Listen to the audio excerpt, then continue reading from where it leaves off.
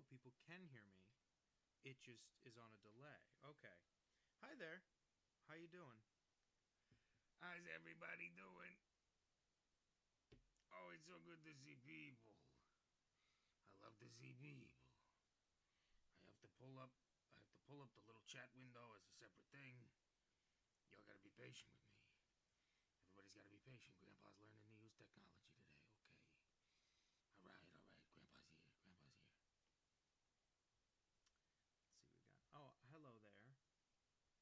Person whose name looks to be the word anime, but with the M and the N in different places. But I don't want to judge. Maybe your name is supposed to be Amini. Ammon. Hello to Prop JP. You don't say. Well, hi everybody. I'm just doing this more or less as a test, just trying to see if this works. I don't know if anyone can hear me.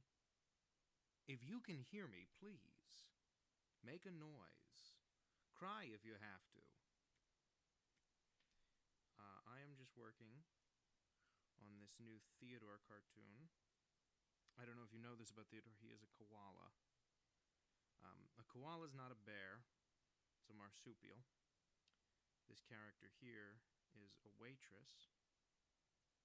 I don't know if you know what a waitress is, but they're basically people who have to do what you say, even though they don't want to. I think that's the beauty of the service industry. I'm once again faced with the horrible idea that maybe no one can see me or hear me, but that's okay, because we're just going to deal with that in real time now. Well, that doesn't count at all that you can hear me. No staying, don't worry. This is how the Iron Giant talks. God.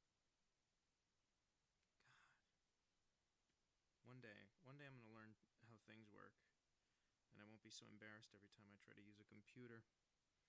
Okay, here we go. Time to actually do work. Here we go. Okay, here we go. So now, first let me undo the little thumbnail I made. I defaced my own drawing to make a thumbnail. How embarrassing. Oh, don't be angry. Everyone likes you. Here we go. Watch this. I'm going to destroy the thumbnail of this live stream that I made hastily in real time, because I didn't quite anticipate that I'd need one. That's the sound of a car racing by. I don't know why I feel like I'm just explaining very basic things right now. I have my little phone pulled up to monitor and make sure that the live stream is going okay, and it's weird because I'm erasing things on my computer and then they're disappearing on my phone. Is this the kind of magic that you people live with all the time in your wonderful world of modern technology?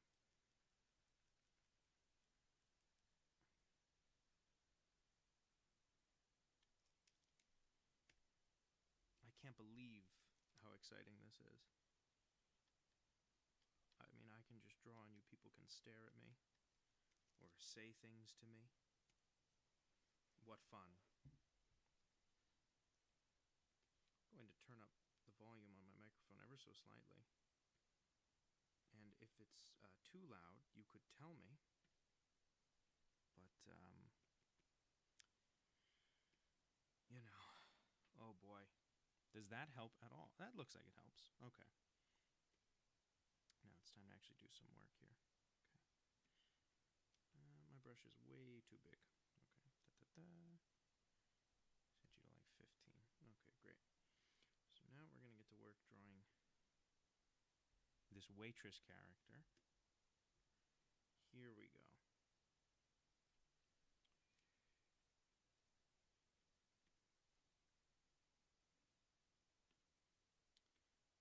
So beneath this, on its own layer, I have the storyboard that I did for this episode. And really, the storyboard is, in my case, it's basically just the pencil animation. You know, without certain in-betweens that it needs. Here we go.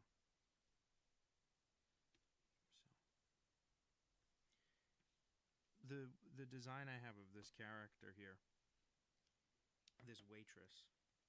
I don't know why I said waitress with so much hate in my voice. The design I have for this waitress, I kept changing it as I was working on this. Let's see, now we've got... No. Okay.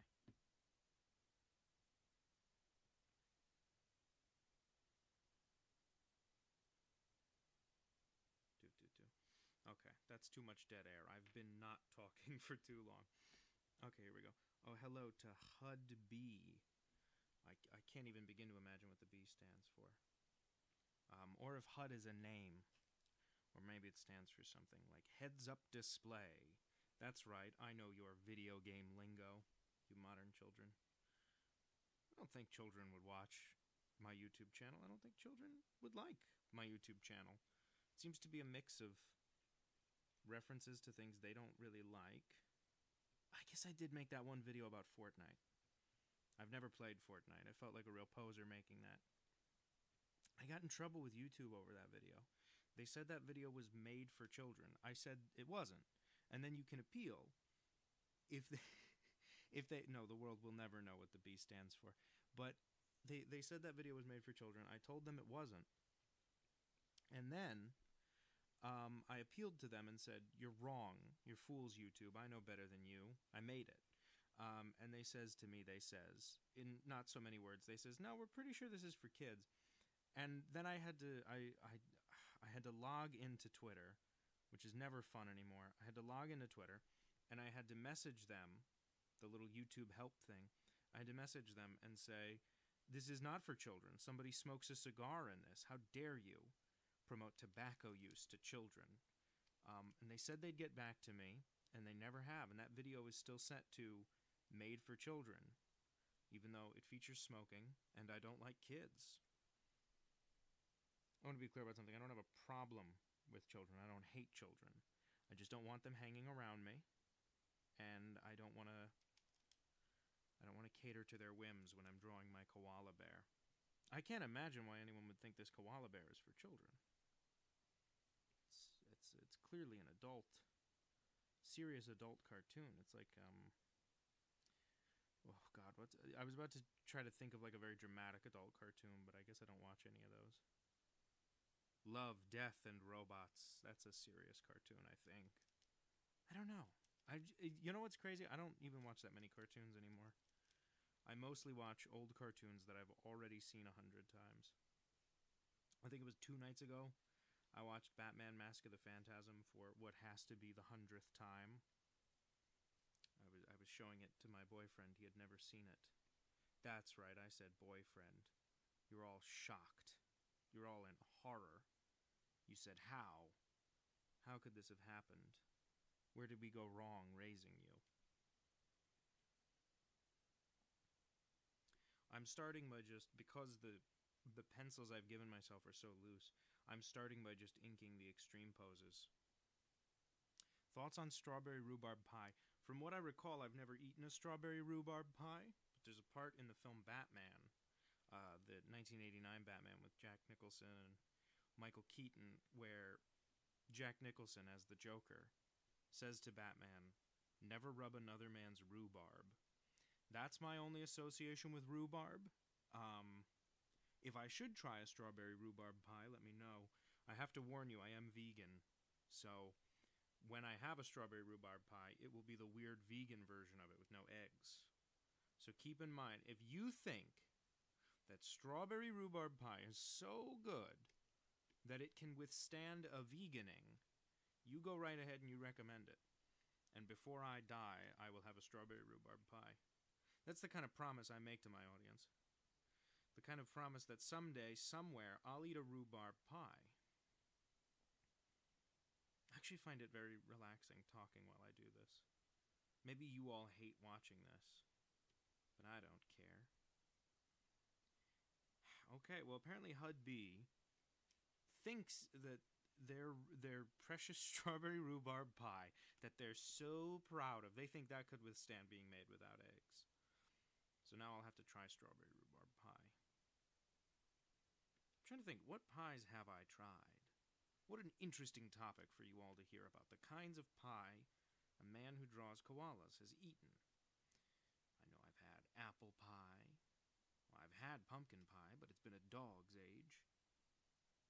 Okay, wow, so really strong advocating here for the strawberry rhubarb pie. That's kind of great. That's a belief in pie that a lot of people don't have. You'll see what I'm doing here on the screen. I'm just creating the number of frames I'm going to do before I draw anything. I think, God help me, I think I need one more drawing here at least. This don't look so good. It's, you know, it's kind of a cheap motion. I knew that when I penciled it. I knew that I'm not really drawing what I need to be drawing, but I was just okay with it on the principle that I wanted to be done making the cartoon, which is usually what happens with my cartoons. Is I know technically what I ought to do to make them better, and then I go ahead and I don't do those things. And part of it is laziness. I'll cop to that. And then the other part is I need it to be done. I'll die if I wait too long to make everything happen. I'm drawing her little hand. These Theodore cartoons are very fun to make, and I very much like the character I've come up with, the koala, Theodore. I don't know if you know him. He talks about you a lot. It's kind of weird that you don't know him. But I quite like the character. And I like making these cartoons, but a thing about them is they're their own subset of my animation. So the art style in them has kind of fluctuated cartoon to cartoon in a way that, you know, it's like I haven't quite settled on what the look of them is yet. Oh, thank you, Hudby. I'm enjoying doing a stream. I've never done this before, and as you can tell, there've been innumerable technical glitches. Everyone out here is saying I'm a hack and a fraud. And they're all saying it, and they believe that, you know? And that's okay, you know, because I do this for me. Of course, everyone is free to leave whenever they want. The doors aren't locked. At least not where you are. I have to lock myself in a room, otherwise I can't draw. That's just a fact.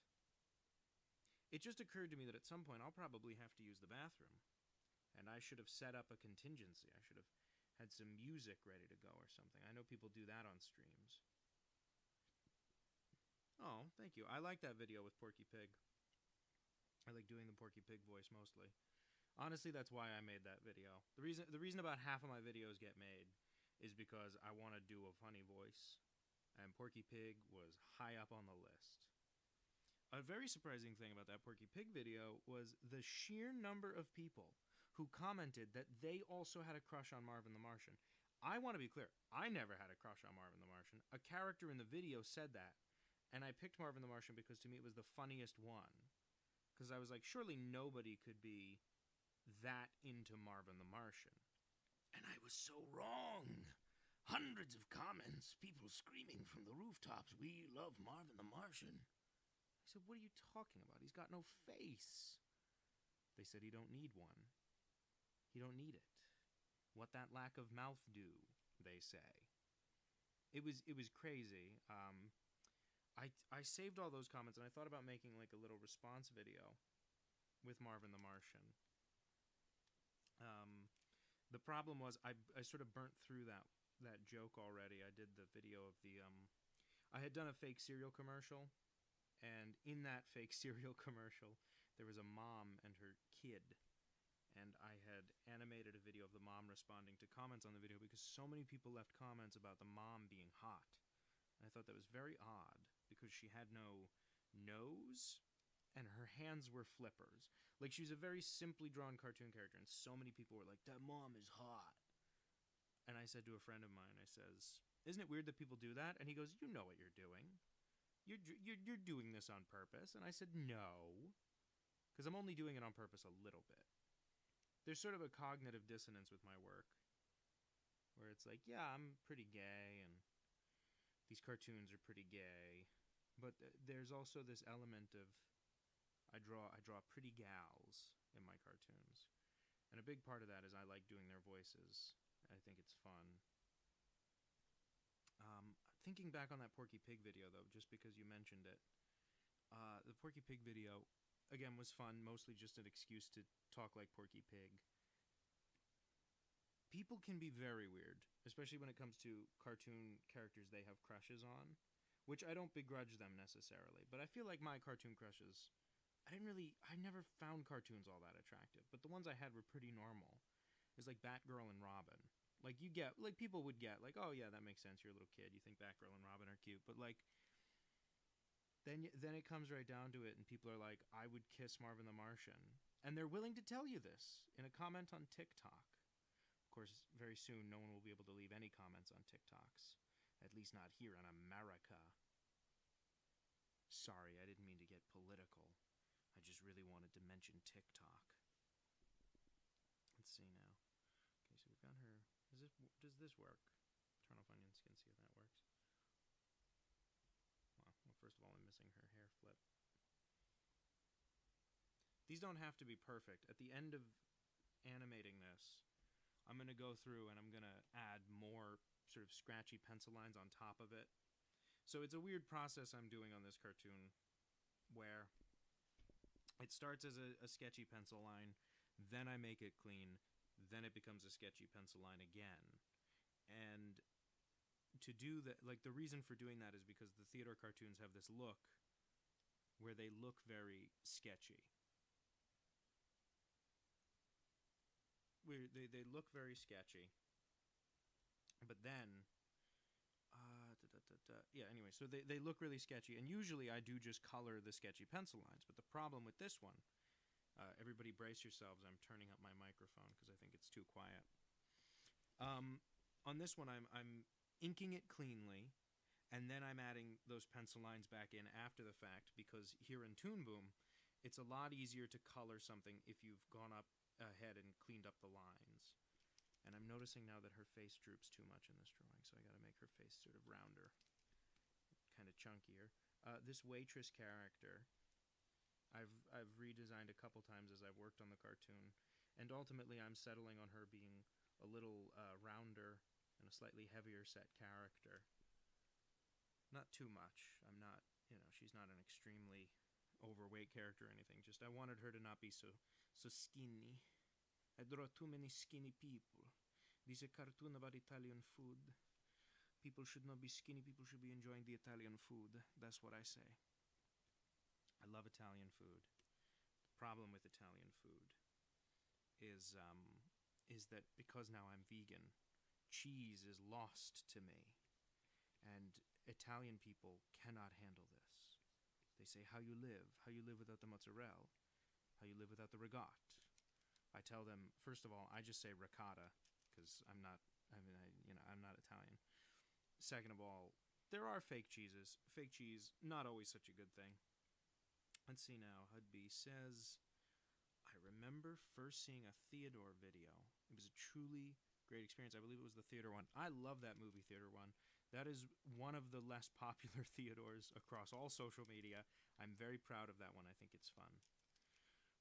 I made that video because I kept driving around town just going, Get out of the matrix, baby. What are you doing in the matrix? and I don't know why, but a lot of times the Theodore cartoons just start with me talking to myself, and I'll sort of vocally just hit on something that's fun to say in that voice. And for some reason, Get out of the matrix, baby. Boy, when you're alone in the car at like midnight, that is so funny.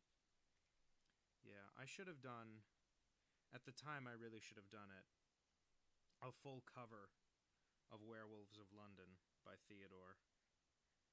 I saw on Janie Jr. walking with the Queen, doing the Werewolves of London. Yeah. Working for the place called Lee Ho Folks. Going to get a bigger dish of beef chow mein.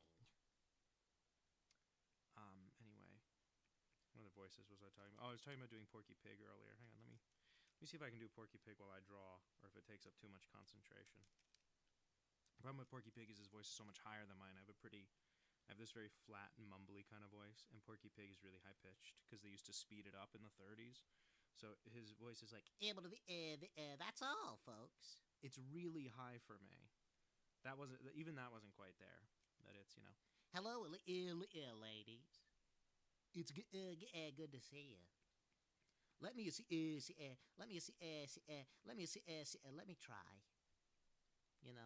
Let me get in there and try to be a good father to your kid. All I want is for you to be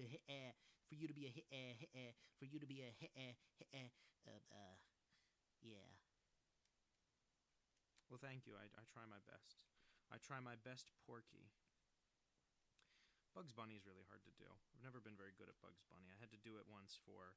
I don't know if people have seen. I did because it only went on social media. I didn't put it here on YouTube, but did a video with a great voice actor named Caitlin Robrock, who right now she's the voice of Minnie Mouse for Disney. And she had reached out and asked if I wanted to do a video together, and I said sure, because why wouldn't I? She's very talented. And I asked her, what would you want to do? And she said, well, I can do whatever. Obviously she can't do Minnie Mouse. That's a business conflict. And so I was like, well, what cartoon characters do you like? And she was like, oh, well, I always like the witch in Looney Tunes, Witch Hazel. So we did this video about Witch Hazel, and it had Porky Pig in it. And I needed one line from Bugs Bunny, and I wasn't going to reach out to like a voice actor or a friend and go like, hey, can you do one line as Bugs Bunny? That seemed a little weird. And so what I did was I had to do one line as Bugs Bunny, and I recorded like truly 100 takes of this one line as Bugs Bunny because I'm so embarrassed by it and I just can't do it. And in the end, it came out okay. It was such a minor part of the video, but I did get a few comments on that video about like, this is a bad Bugs Bunny impression, and it's like, no, I'm with you. I don't think it's a very good Bugs Bunny, but I can do Porky Pig okay. I don't think I would audition tomorrow if they were looking for a new Porky Pig. I might not go out for that. I would go out for Captain Hook. You kidding me? If Corey Burton, the guy who plays Captain Hook for Disney, if he retires or dies in the next I don't know, however long, I'll be there. I'll be on the doorstep at Disney, banging down the door, demanding they let me do Captain Hook.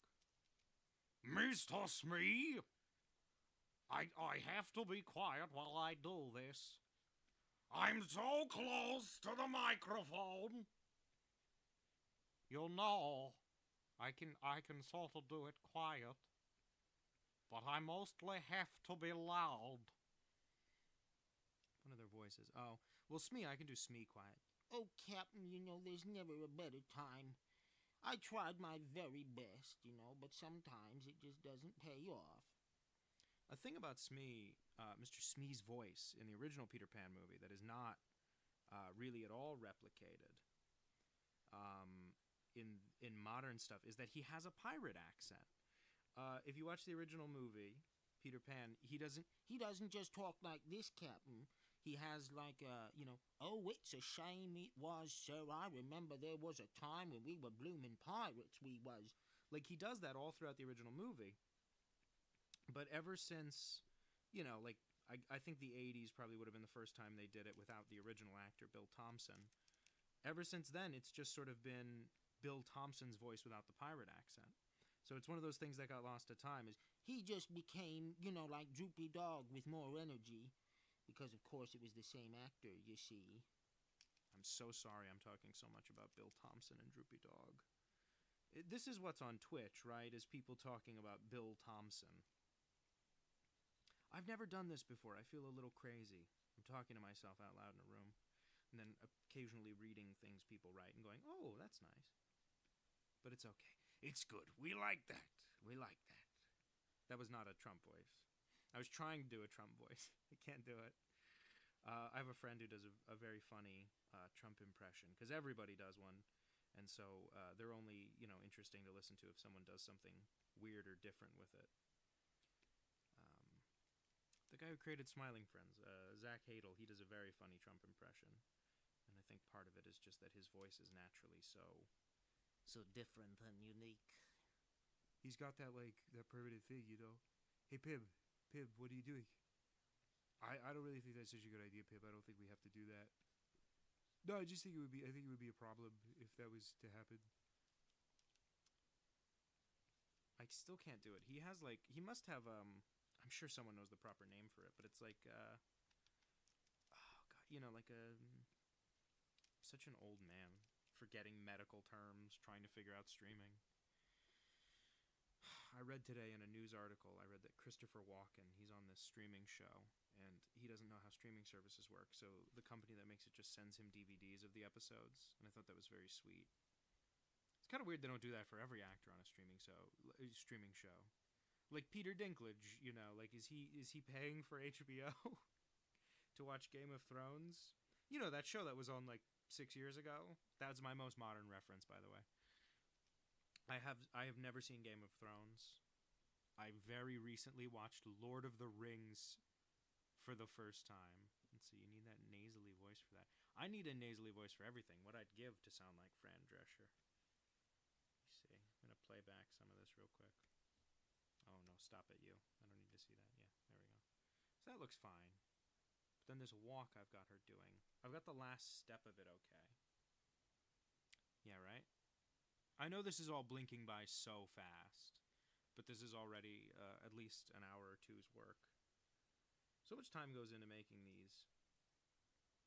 And yet here I am, giving it away for free, which I prefer. You know, I don't know if I'm good enough that I could get a job storyboarding for someone or doing character animation, but I really like working for myself. I really like the feeling of that. You know, no one can tell me what to do, man. Problem is, I'm not that good at every part of this. So I have to do everything myself. I have to do everything myself. Go tell it on the mountain, Jesus Christ is born. That's what the rest of this will be. You don't have to hang around. It's going to be me singing old Bible camp songs in funny voices. I did not go to Bible camp. I never will go to Bible camp. I have no intention of going to Bible camp. I went to the Boy Scout Jamboree one year. I was a Boy Scout at the time, to be clear. As far as you know, I was a Boy Scout at the time. I was a Cub Scout for 2 years, and then I think I did 1 year of Boy Scouts, and I bounced. I never could have been Steven Spielberg, famous Eagle Scout Steven Spielberg. Let me see. What am I doing? Okay, so I'm going to do, just off to the side here for fun, I'm going to do a drawing. Would anybody want something they'd like to see drawn real quick? I'm going to do a who cares kind of drawing off here in the margin.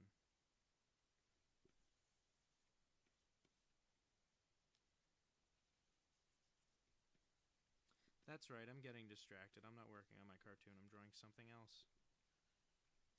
Do a little Bride of Frankenstein drawing. I don't know what it is. I've always been obsessed with the Bride of Frankenstein. You know? Just something about her. She's really cool. I was a weird kid. I would watch old movies on Turner Classic Movies. I'd come home from high school, and I'd sit down in front of the TV, and I would watch Turner Classic Movies, because that's what all the cool kids were doing, you know. And it's hard to understand if you weren't cool like I was. But oh, Tintin, that's a good idea. Yeah, I'll do a Tintin in a second. Hang on, let me just trying to get the shape of the hair right, and then I'll go off and I'll do a Tintin. I'll get distracted from my distraction drawing. I love that Tintin movie. I know a lot of people have mixed feelings about it because it's that kind of ugly motion capture, right? I really enjoyed that movie. But I'm kind of an easy sucker for any cartoon that has smoking and guns. It's really all it takes to get me. If a cartoon has smoking and cigarettes in it, oh boy, that they've got me hook, line, and sinker. I wish I wasn't such an easy mark for things like that, you know. But here I am, just out here enjoying anything that's a little dirty. Sort of a Brian Frankenstein. That's too neutral of an expression, but okay, we'll do a Tintin real quick. Now, mind you, I'm going to do Tintin from memory. I'm not going to Google a picture of Tintin. I refuse. He's got like a button nose. His head is round. Most important thing gotta be little hair picks. Love that movie a lot as someone who read all the comics. I've not read all the Tintin comics yet. I do like reading comics though. I was just reading some old Jack Kirby Fourth World comics earlier today. His Jimmy Olsen. I never read it, so I was doing some of that. Because that's what people do when they have fulfilling, cool lives like mine. Is they read old Jack Kirby comics. There you go. That's kind of a Danny Holt Tintin. Yeah, you know what? I don't hate this drawing of Tintin. What a rare occasion. I don't hate my drawing. It is certainly not an on-model Tintin. It's very much me doing a drawing of him, but I think that's okay. I think that's fine. Bobby, that's probably a voice that I slip into a lot. Is Teddy for Bob's Burgers. Oh, glad is that joy. Oh, it's good for you. Drawing is wonderful when you're not sick of it. All the times when you're not sick of drawing, it's so much fun. And then when you are sick of it, it's a nightmare and you're trapped. And you said, oh, I'm going to do a few thousand drawings of a koala. But you can't quite stick to it. You just can't. Oh, God, why did I come up with a koala that I have to draw thousands of times? Yeah, that's fun.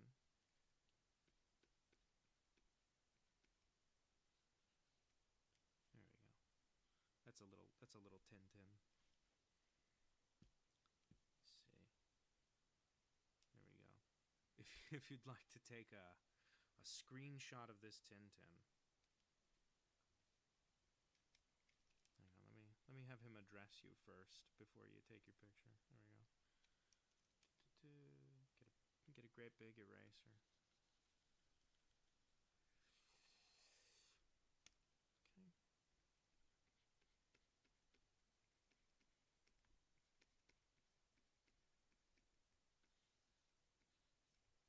There we go. That's a proper.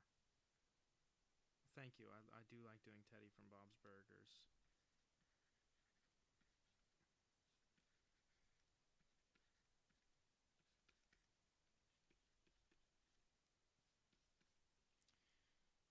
I have a friend who was just recently, I was watching TV with them, and they were telling me, they showed me the last like 10 minutes of a TV series I've never seen in my life. They say, just watch these last 10 minutes, see if you can guess what this show is.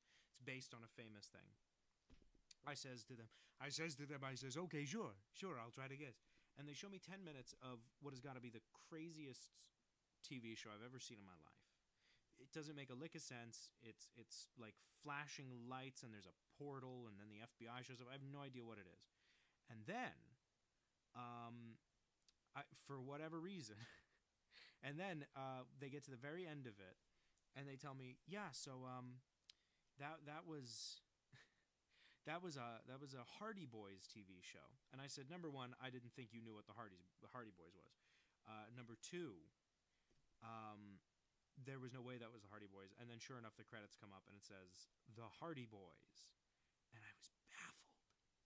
I said, what are you talking about? Hardy Boys, are you crazy? I'm making a little Instagram post. Not a post, a story. I'm going to tell people that I'm live streaming some work. See if they want to watch this.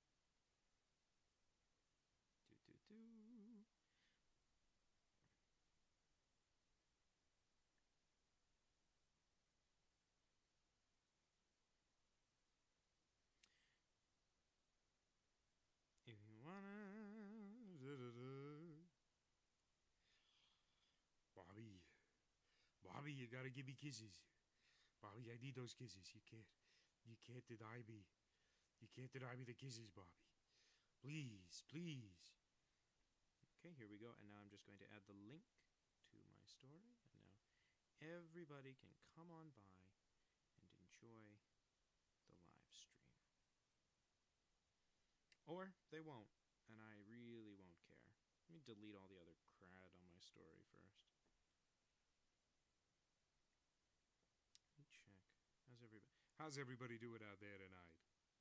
Hi, superstar Sean R. Arnold and Lydia Julian Brower. I'm sorry you're looking at a still drawing right now. I'm in the midst of making a post to let people know the live stream is happening. In the meantime, if you have any requests for a drawing you'd like, or a funny voice you'd like to hear me do, please just type them in the chat and I'll get to them as soon as I can.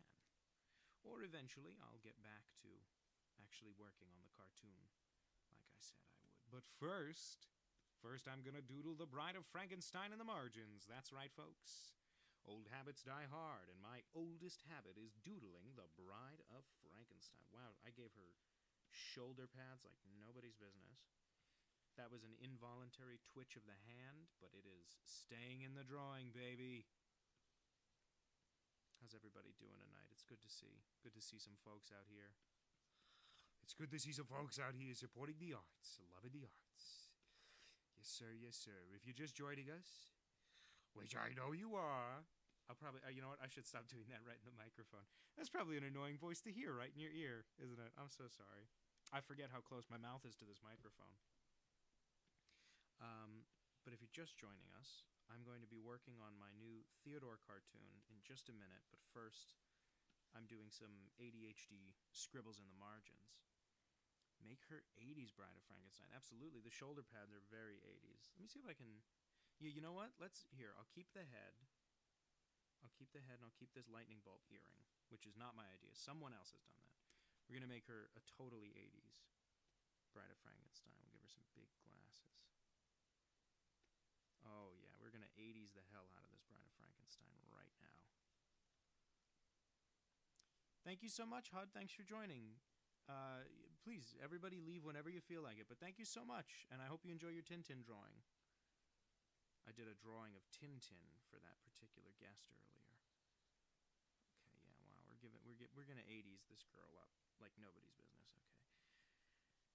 Okay, so I want her shoulder's gonna be up here, which means her hip would be sort of up here. Yeah, okay, there we go. Hoo-hoo, yeah. If you're just joining us, I'm drawing an 80s Bride of Frankenstein because I'm distracted from my regular work. Okay, so you can see I've given her a big puffy sweater sleeve on this arm. Okay,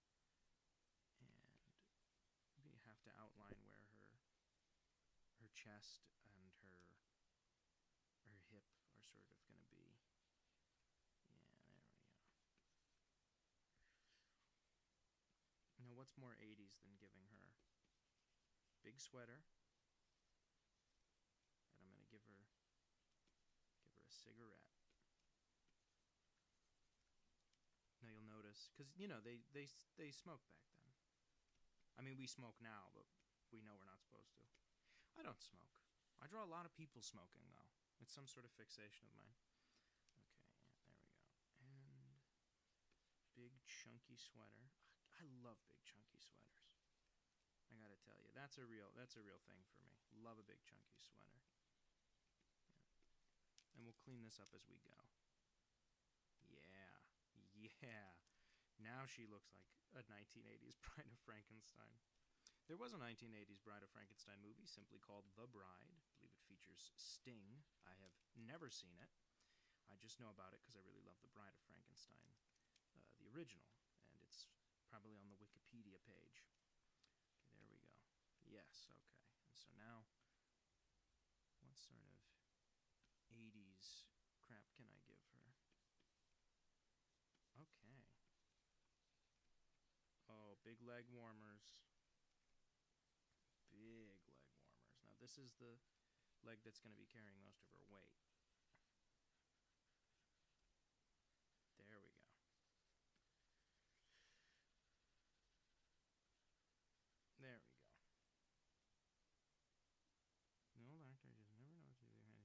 Yeah, see, it's partly that I never know what to have people do with their hands, and also partly that I do have some sort of fixation on smoking.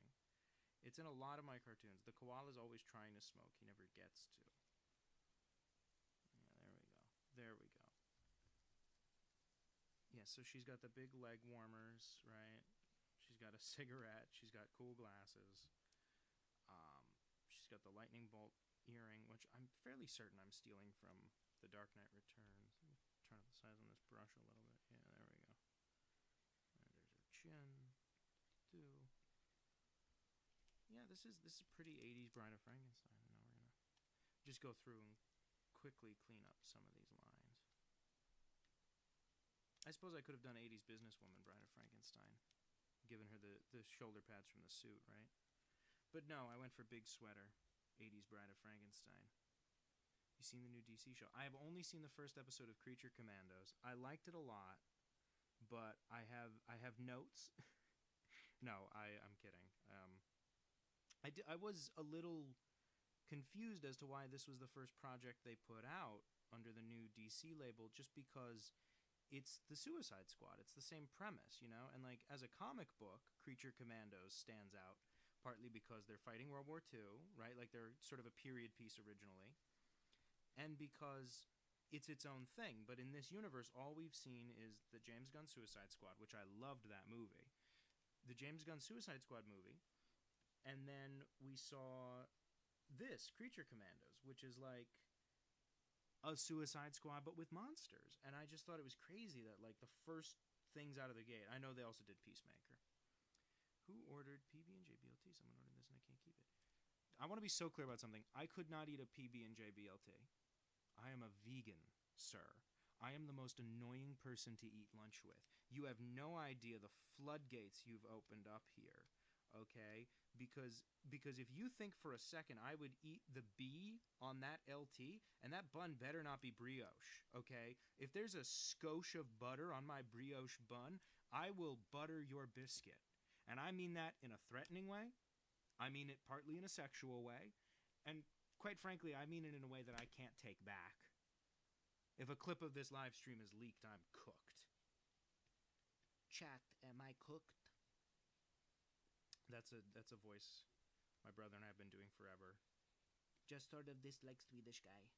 And I think ultimately we stole it from Matt Gorley's H.R. Giger. If you've never heard Matt Gorley's H.R. Giger, you should look it up. It's very funny. I should probably stop drawing the 80s Bride of Frankenstein. I don't know who ordered it. You're the one who came in here. Okay, listen, here's the thing, the rat squid, which I'm assuming is your legal, Christian, and preferred name. Pronouns he, him. Name, rat squid. Didn't mean to assume the he, him. I'll tell you right now. I will tell you right now, rat squid. Okay? And I'm saying this as a friend and a colleague. You got to get out of here with this PB&J BLT, because there are people in third world countries. There are people in first world countries. There are people who belong to no nation at all. Okay? People who are nomads, like the Romani people. Okay? And they are struggling and suffering, and here you are trying to waste a perfectly good BLT PBJ. Ugh, I don't have pronoun cash right now, okay? And I say this as a proud member of the LGBTQ community. I am tapped out on pronoun cash. Okay, I haven't got my pockets are too light to be paying for people's pronouns right now. It's a tough economy. Fifth world countries, I was just talking about this. I was just talking about how you'll notice it takes me an hour to figure out what button I want to press. I was just talking about very recently about Jack Kirby. Okay, you're gonna want to write that down. Jack Kirby, the king of comics. The Jack Kirby Fifth World comics. Which is Dark Side and that whole saga. Let's see. I love his HR. Okay, well, thank you. Yes, Matt Gorley's H.R. Giger is so funny.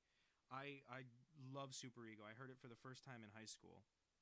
You can hear me. You can hear my ADHD bouncing around. This is so embarrassing. Okay, look. I don't have time to address all the worlds. Okay, Jack Kirby's Fifth World is great. Okay, it's Dark Side. It's Jimmy Olsen and the Newsboy Legion. It's Thick Jenny, the absolute squid toucher, all of that stuff. But I heard Super Ego for the first time in high school, which is the Matt Gorley thing we were talking about, H.R. Giger. The thing about H.R. Giger and that whole that podcast Super Ego, I heard it for the first time in high school. I was incredibly depressed. I was miserable. I heard that. It was so funny. It made me so happy. That my senior year of high school, we had to write a letter to our personal hero. And most people would write to, like a sports figure or like a talk show host or something. And I wrote to Matt Gorley. I wrote to him as my hero. This was 2017. This was before he was on Conan and way more people knew who he was. Nowadays, I think it'd be kind of normal if I did it, but it was, at the time, nobody had really listened to that much Jack Kirby. Jack Kirby. No one had listened to that much Matt Gorley and that much Super Ego. And I was just so... Yeah, anyway, so I wrote to him as my hero in high school. And he actually wrote back. He sent me a handwritten letter back, and it was the nicest thing in the world.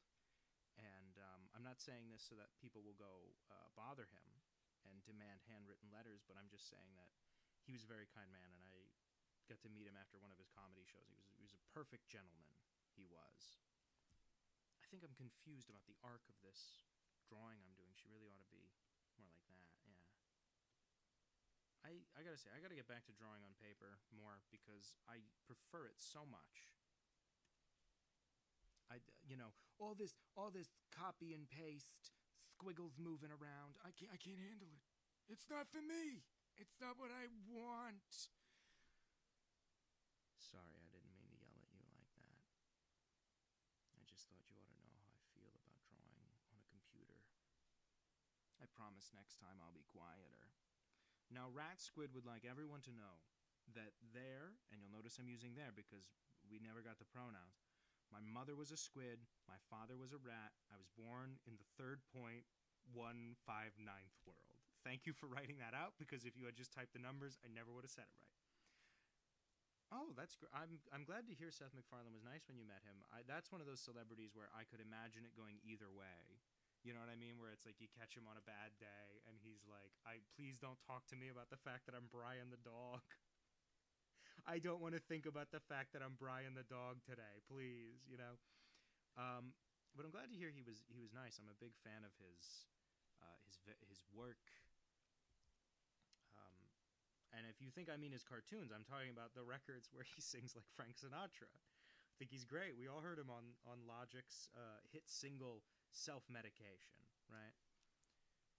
People are seeing how crummy these drawings are, and they're like, wow, why am I subscribed to this channel? This is some horse hockey, they're saying. This guy doesn't know the arcs he's drawing. He doesn't know what's going on. He's not really sure who's mayor. And you're not wrong about any of that. I gotta be honest with you, this drawing I'm doing right now is a classic Danny Holt half-assing of something, where this drawing is going to be very briefly glimpsed, and it's not going to contribute much to the overall motion in the scene that I'm going for, the actual movement of the character. So I'm just blazing through it. There is no attempt to get the proportions right or anything. It's essentially a smear. If I had an animation assistant, this is the kind of drawing I'd be handing over to them, because I really don't have time for it. So she starts over here. She brings the notepad in front of her. Then the notepad comes forward more as her body goes up. Right? Okay. Yeah, so we're on this drawing now. You're an amazing drawer.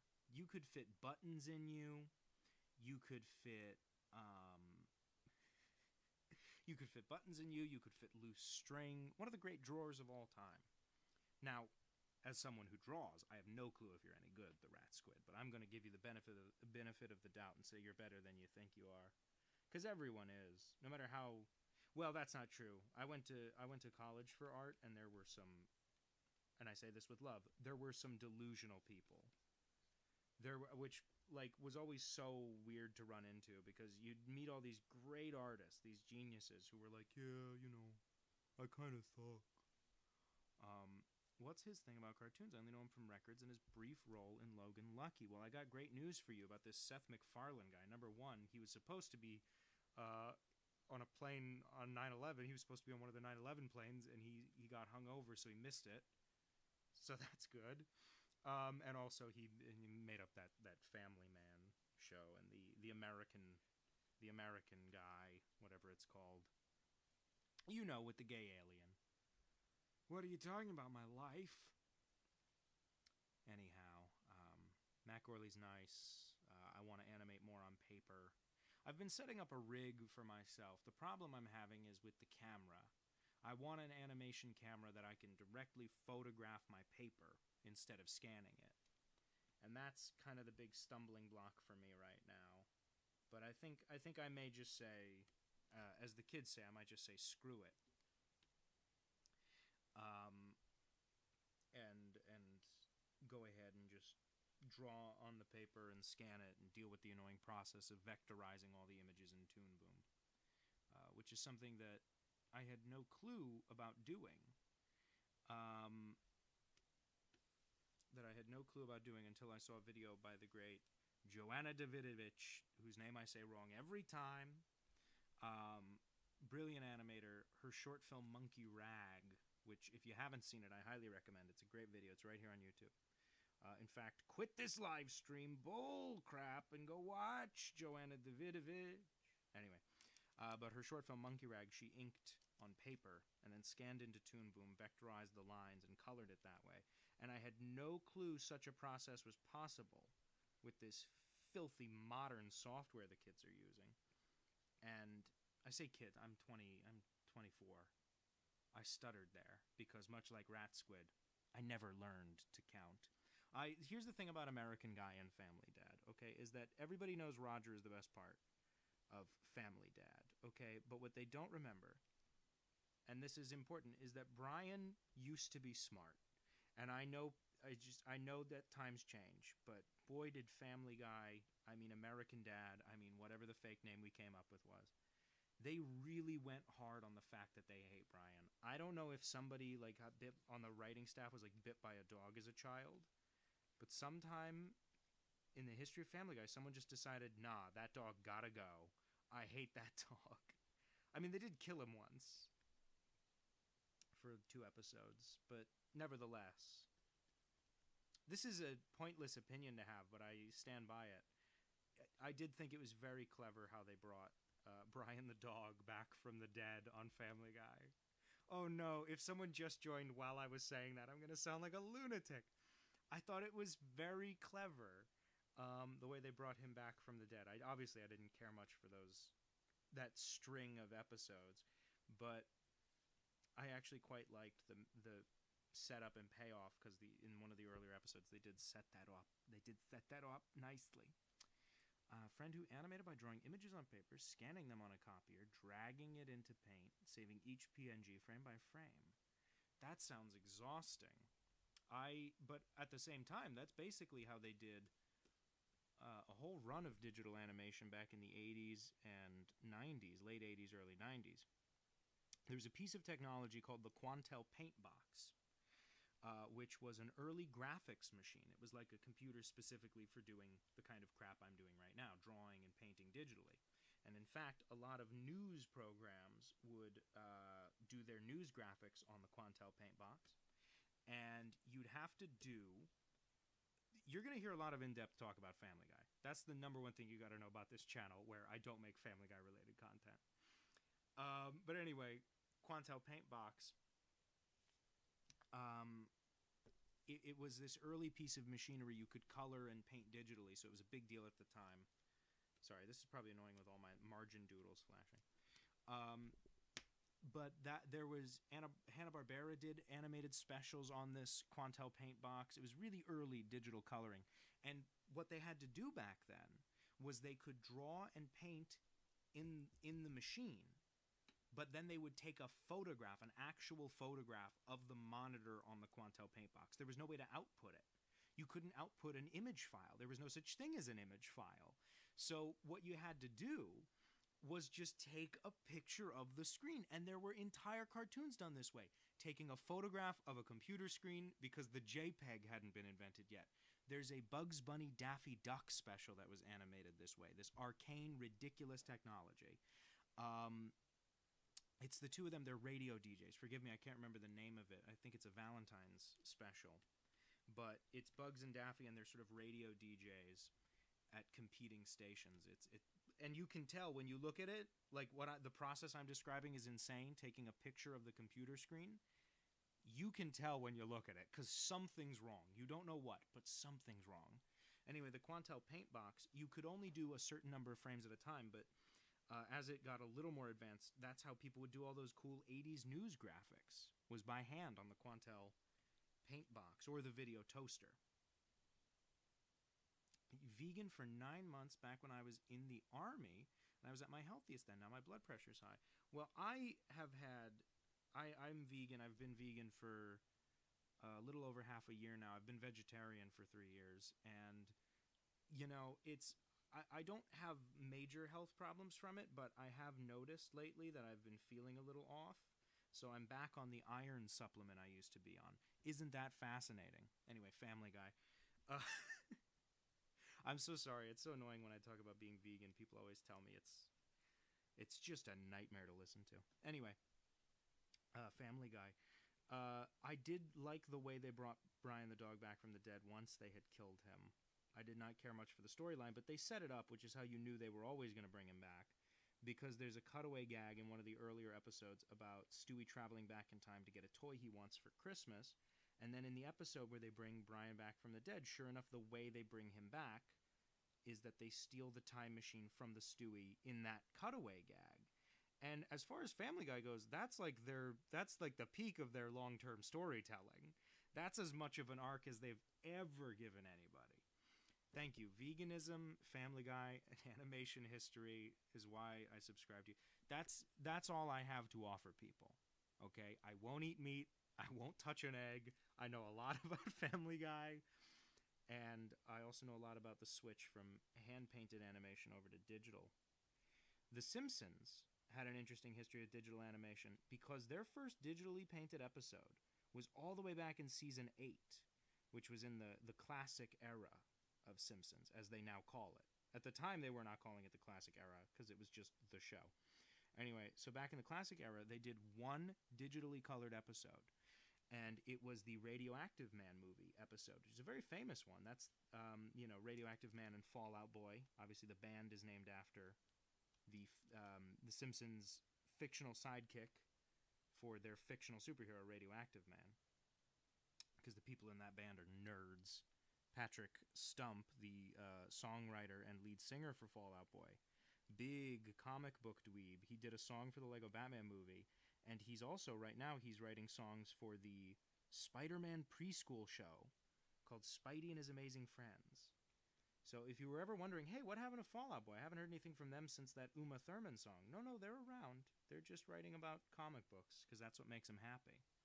Anyway, The Simpsons, they did one digitally painted episode back in season 8, the Radioactive Man movie episode, which is a very good episode. If you go pull it up on Disney Plus, you'll know what I'm talking about. It looks entirely different. That's because it was one of the only episodes animated here in the good old US of A, which is probably why digital coloring didn't take off for that show, because even though it looked okay and it could be done domestically, people love the amount of money they save by sending things overseas. That's my guess as to why they didn't implement it. But after that one digitally painted episode in season 8, they only used it again briefly for the clip show episode, the 138th episode, Spectacular. What do the kids call it? The 138th episode, Spectacular. It's a clip show where Troy McClure is showing all the... some of them are actual deleted scenes. Some of them are just clips from the show. It ends with the famous montage where Troy McClure says, "And now what we all came here to see, hardcore nudity." And then it's a montage of all the Simpsons characters, the times they've been naked on the show, to the tune of Shake Your Groove thing. Anyway, That episode, the interstitial stuff, because it's only part of an episode, was also digitally colored by the same company that did the Radioactive Man episode. After those two episodes in the 90s, The Simpsons did not go digitally colored until 2002, which is pretty late in the game. I believe Tennis the Menace, it's like season 14 is when they did it. So they had two digitally colored episodes. Yes, my eyes, the goggles, they do nothing. It's that episode. Let's see now. Did you like the new Harley Quinn episode? I haven't seen the season premiere of Harley Quinn. I love the Harley Quinn cartoon. I thought I had that to me is the ultimate proof. That Harley Quinn cartoon. That is the ultimate proof that a show can be an idea I don't like, and a tone I don't like, and a vibe I don't like, and as long as people make the show really, really good, it doesn't matter. Because when they were like, "Oh, we're doing a raunchy Harley Quinn cartoon," I was rolling my eyes. I was like, "You got to be kidding me. That sucks. Harley Quinn is such a good character, and people use her so badly in so many things." And then I saw the cartoon, and it was just so funny, and the characters were so sweet, and it was just clear that the people who made it, not only did they like that character, they just wanted to make a really good cartoon. And if you ask me, they succeeded perfectly. You guys are about to witness... Oh, I'm sorry. My audio seems a bit low. Here, let me fix that for you. The microphone I'm using right now is very quiet. Let's see. I'm going to crank that up. Everybody close your ears. I'm about to crank my volume way up, and we're going to see if it helps. Okay. Can you hear me now? Is that any better? Somebody tell me if I sound any louder. Okay. Gee whiz. Let me see if that, yeah. Turn that all the way down and turn this up. How's that going? Gonna try a little more, actually. Whoa, what did I do here?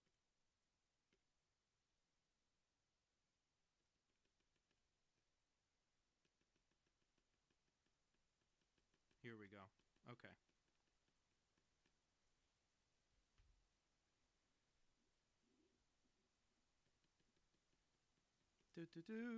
Can you hear me? Am I quiet or loud now? Okay. There we go. That should be a little better, right? Hopefully you guys can hear me better. Let's see now. Sorry about the audio there, Ryan Rockers. Heck of a name, buddy. Okay, let's see. What are terrible idea, amazing execution? That's interesting. I think I feel that way about those. Oh, geez, I'm so sorry. I don't know why it's quiet. I've been futzing with it. I've been trying to fix it. Hang on, advanced properties. Let's try. Oh boy, this is the exciting Danny fixes his microphone part of the stream. We're just gonna crank it way up until it looks like it's a problem. Do you hear all that tapping? Maybe you don't because the microphone's so quiet. The microphone I'm using right now is a Behringer XM 8500, which is a very good, cheap microphone. Is this louder? I feel like it must be, right? I cranked it up to like 15. Do I do it until it's in the danger zone and the colors are like yellow and red and it's like screaming at me? I guess I'll see what people say. Anyway, terrible idea, amazing execution. I feel that way about the new Mickey Mouse cartoons. I say new, but they've been going on since 2013. That's how I feel about those cartoons. Okay, good. I'm glad it's louder. Sorry if it's too loud for anyone. You got to turn your volume down. Oh, okay, good. As long as your eardrums were blown out by Uncle Sam, then I don't have to worry about my YouTube live stream. But anyway, terrible idea, amazing execution. The reboot Mickey Mouse cartoons from 2013. That idea sounds terrible to me. Like, oh, we're gonna do Mickey Mouse, but it's gonna be gross and loud and weird. But then those cartoons are so funny, man. I love those things. When they stopped doing them, I was like heartbroken that they were done with the series, because I just love them so much. and they built that ride at Disneyland, and they have one in Florida as well, based on those shorts. And I was so happy because I was like, a regular Mickey Mouse ride would probably be boring, but this is so exciting and fun. I am using Toon Boom right now. Yes. Don't tell anyone. But I may or may not be the person paying for this Toon Boom. I may be skating by without being the one paying for this Toon Boom. But don't you tell anyone that. Anyway, people are having a real sandwich fight down there in these chat. This is crazy. Yeah. Anyway, that Harley Quinn cartoon. That the premise sounds awful, but the show is so good, and I love it so much. And even the voice cast is great. I love that Kaylee Cuoco, who's playing Harley Quinn in that show, I love that she doesn't do much of the, oh, geez, Mr. J. Because if you go back and you watch Batman the Animated Series, she doesn't really have that voice people think she does. She has a weird voice for sure, but it's not Guys and Dolls exactly. You know, it's not like, you know, a person can develop a cold. It's not quite that. It's something really unique. And I think the only person who's done a really perfect impression of it is Hynden Walsh, the voice of Starfire on Teen Titans. She did it for The Batman in 2004. And then she ended up, she did it for the Assault on Arkham direct-to-video movie, a couple of the other direct-to-video movies. But Hynden Walsh is kind of the only person who I think has captured that original Harley Quinn accent perfectly, because it's not quite New York. But I love that Kaylee Cuoco is just doing a good character, and she's not worried about imitating other people. I think even Margot Robbie fell into that trap a little bit in the movie. Let's see.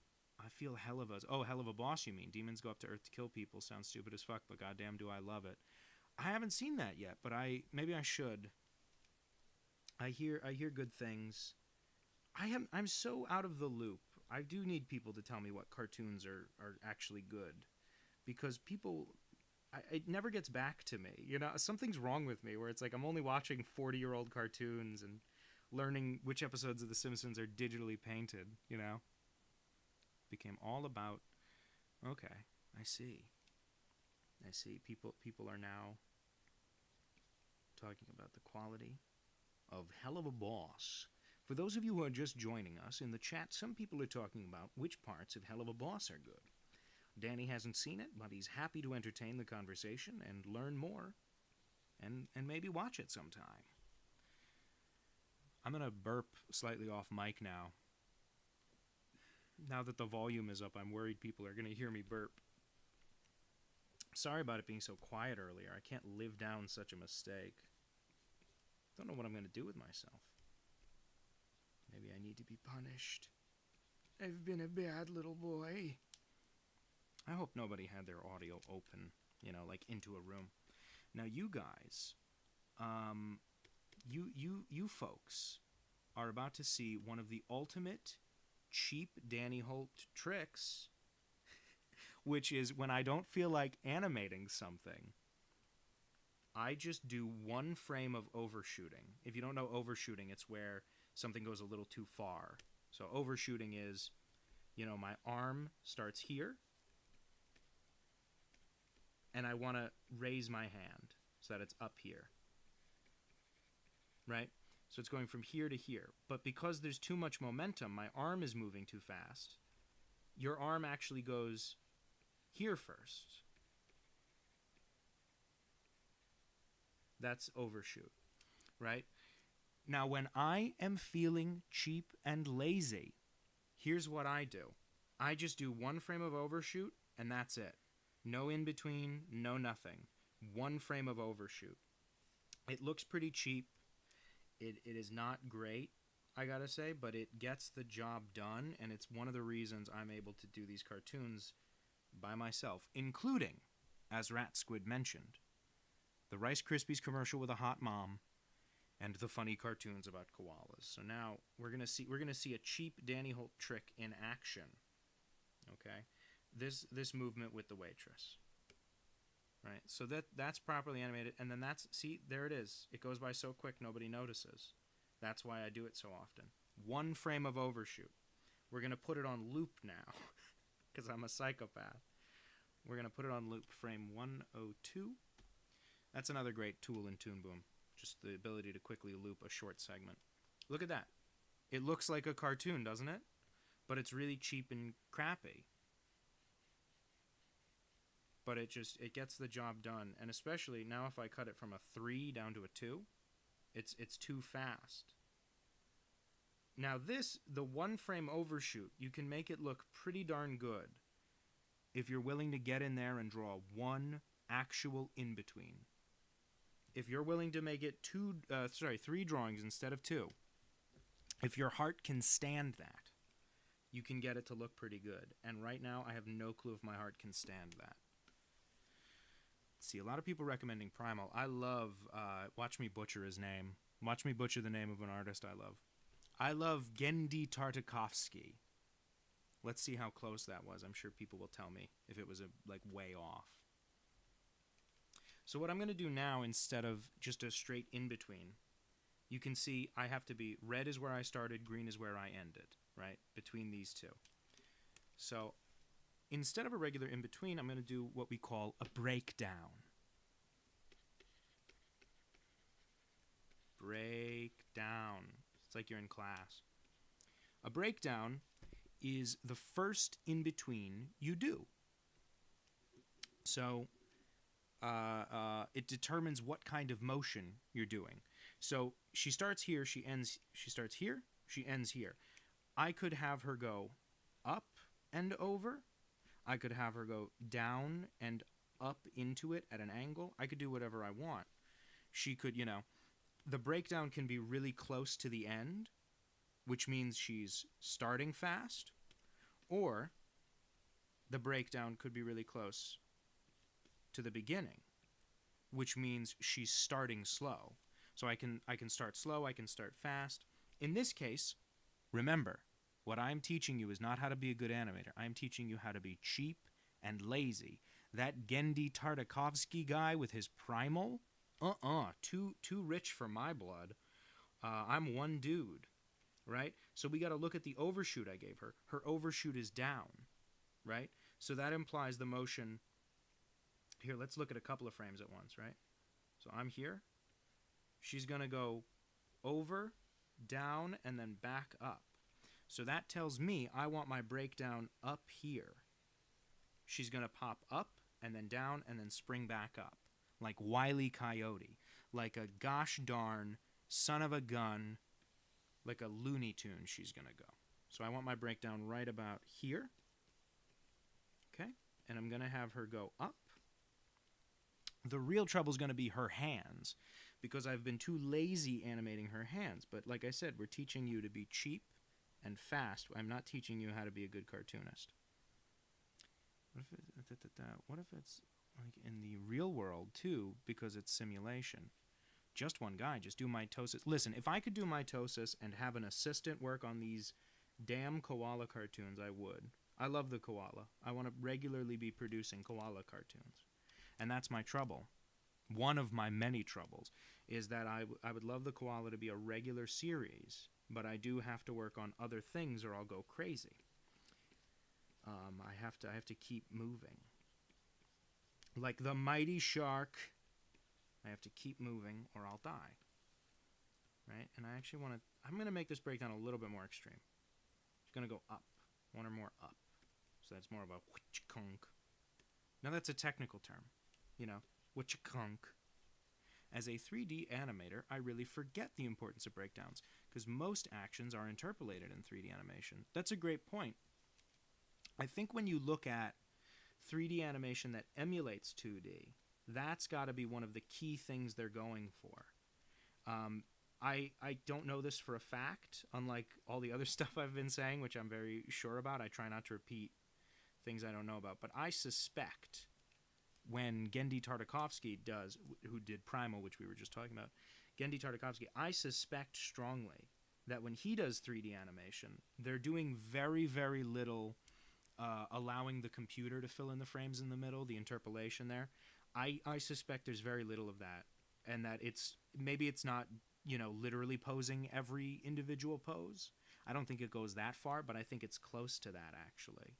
because you look at the snappiness of those movements. There's very little time where you would want the computer filling in the information, right? It's almost always, and that was a bad habit of mine. Not to say I'm like Gendy Tartakovsky.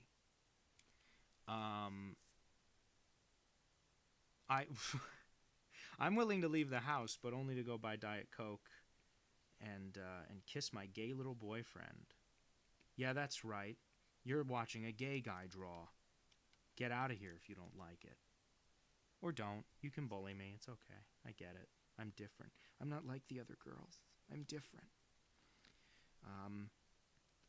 Sometimes I feel weird whenever my cartoons mention being gay.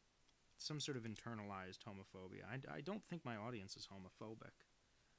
But there's part of me that's like, are they? I don't think so. Right? Hey, wait a minute. Rat Squid mentioned he was in the army. We don't think Gendy Tartakovsky was in the army. Maybe he was. Maybe this is Gendy Tartakovsky's throwaway account. His alt that he uses for lurking. I do tend to think the army is straight, but that's just because I think the Navy is really gay. Okay? You know, between you and me, if I think any of you guys are fruity, I think it's the Navy. And granted, a lot of that is that village people, you know, in the Navy. Also the sailor suits, are you kidding me? Nothing gayer than a little sailor suit. Combat fatigues? Kind of hot. You know, not to put it on those guys. I too love Koala.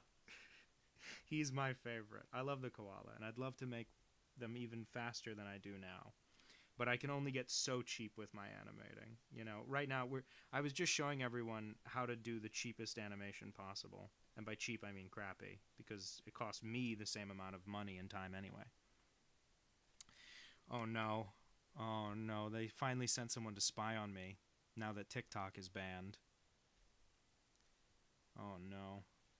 That was a weird thing for me because TikTok, look at all the drawing that's in the margins of this one frame, by the way, not to interrupt myself, but people are going to watch this cartoon and they're not going to know for a second that all of this is outside the camera, because all they're going to see is this little box. And only you people who are here for the live stream will know that on frame number 115, I explained overshooting, I explained breakdowns, I drew 80s Bride of Frankenstein, and I drew Tintin. Only you guys know that. That's the kind of thing you can't buy, that kind of inside knowledge. The kind of IMDb fun facts you could be writing about this. Let's see now. Yeah, I mean, the TikTok thing, just while we're here, I feel weird about it because on one hand it's like, you know, it's just one of many social media apps. You know what I mean? Like I don't want to like act like it's the end of the world, but I'm like an angry hippie, right? I'm an angry vegan homo. So I don't like the idea of any censorship. You know, like I don't like the idea of like now we live in a country where we just can't get on some websites. That feels very North Korea to me. But on the other hand, this is America, and I feel like if we whine and moan about it enough, maybe we can get it overturned, or maybe we can get that Chinese company to sell it or something. I doubt they would sell it, but anyway, that's enough about TikTok. We're on YouTube. America's YouTube. Yes, please, add to the Danny Holt fan wikia that the next Blu-ray will include a gay military. Okay? I want to be so clear about this. I don't know how cold it gets in Iraq. And notice that I said it Iraq and not Iraq, because I respect other cultures. See, now this is cheap. That's what I'm talking about, fellas. That's crunchy. Let's go ahead and let's see if cutting this down to a 2, does that make it better? Little bit. Here's what I'm thinking. I'm thinking we don't even do a new drawing for this one. We indulge in the ultimate sin in the world of hand-drawn animation, which is a little bit of cutout. What do you think, guys? Do we think we can get away with it? It's not going to be good. I think I'm already feeling bad about doing the cutout. Because the earliest Theodore cartoons actually have a lot of cutout animation. I think it looked bad in my style, especially. Other people can make it work, but I think my cartoons can't survive. They're so simply drawn that they can't survive the cutout. No, that looks okay. Oh yeah. Air Force Gym recently. No joke, they have massage therapists. Okay, I'm thinking the Air Force might be bisexual. Like, we might have to add that to the Army wiki. You know, that might have to be. I don't want to cause, like, gossip among your armed forces. Thank you for your service in spreading rumors, that is. The military stuff, whatever. You did what you did. But spreading rumors, that's something you can do on the home soil. Look at that. Look at that 5 seconds we've got cooking of this cartoon. I only hate most of this. I only hate most of this animation. This is okay. The opening scene is fine. It's that walk looks kind of bad. Okay, branches of the military ranked by sexuality. Let's go. Marines. Marines might be asexual. They don't have time to think about. They don't have time to think about porking. They're too busy. They're too serious. They think about nothing but infiltration, and I don't mean that in the dirty way. Okay? No, you didn't. Of course, you didn't fight to spread gossip. You fought to ban TikTok. I know what you people were up to. That was your decision. No, anyway. I do think. Let me think. Okay, so we said Marines asexual. It's kind of. I don't know. Marines asexual. Army. If we're doing a Kinsey scale, it's like bicurious, I would say. The Army itself. Ground troops. Air Force. Air Force is bisexual. Okay. And then Navy's gay. Oh no, the Marines are gayer than the Navy. That throws off my whole scale. Oh, but I believe it, because the Marines are kind of like a super Navy. In layman's terms, and men getting laid terms, Marines are kind of a super Navy. So it makes sense that they're just about the gayest one. Oh, crime. Someone's seeing a crime. Am I doing crime right now? Is it just by drawing? Oh, because of my cheating. My cheat frame was the crime you saw. Okay, Marines are the gayest. I'll have to... Man, I gotta, like, update so many wikis now. I gotta call the fellas down at the gay club. I never really went to gay bars. Coast Guard. Did the Coast Guard count as the military, or are they more like the Lego City Police? You know what I mean? Like, I'm not dissing the Coast Guard, but I am. Like, are they in the Army? Coast Guard? I can't be right. The Coast Guard is something that Lego City had, you know? And I think Lego won't do war toys. They only do Star Wars. That's a weird thing with Legos. Lego has a policy where they won't do realistic war toys. And it's like, well, then how do you make Indiana Jones? Like, they've made several Nazi planes. Pansexual is one of those things. I respect pansexual people because I think in a certain light that is more accurate than bisexual. I used to refer to myself as bisexual. At a certain point, I kind of gave up just because I realized, like, if given the chance, I probably wouldn't date a woman again. Nothing against women, obviously. I like gals. A lot of my friends, some of my best friends are women. Just don't think I would do it. DHS, is that Department of Homeland Security? Or is DHS like the next Nintendo console? The Switch 2 is actually the Coast Guard.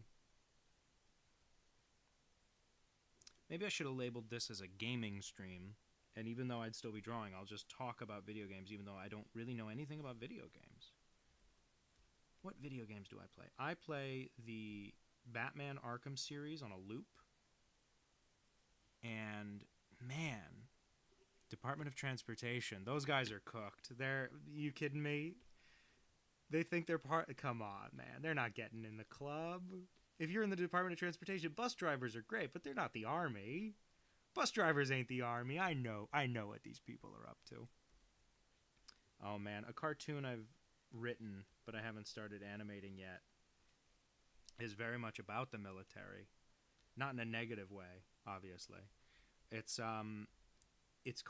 Armistice Day, Charlie Brown, and the premise of the cartoon is that the Peanuts kids, Charlie Brown, Lucy, they've run out of good holidays to do specials about. They've already done Christmas and Easter and Halloween and everything.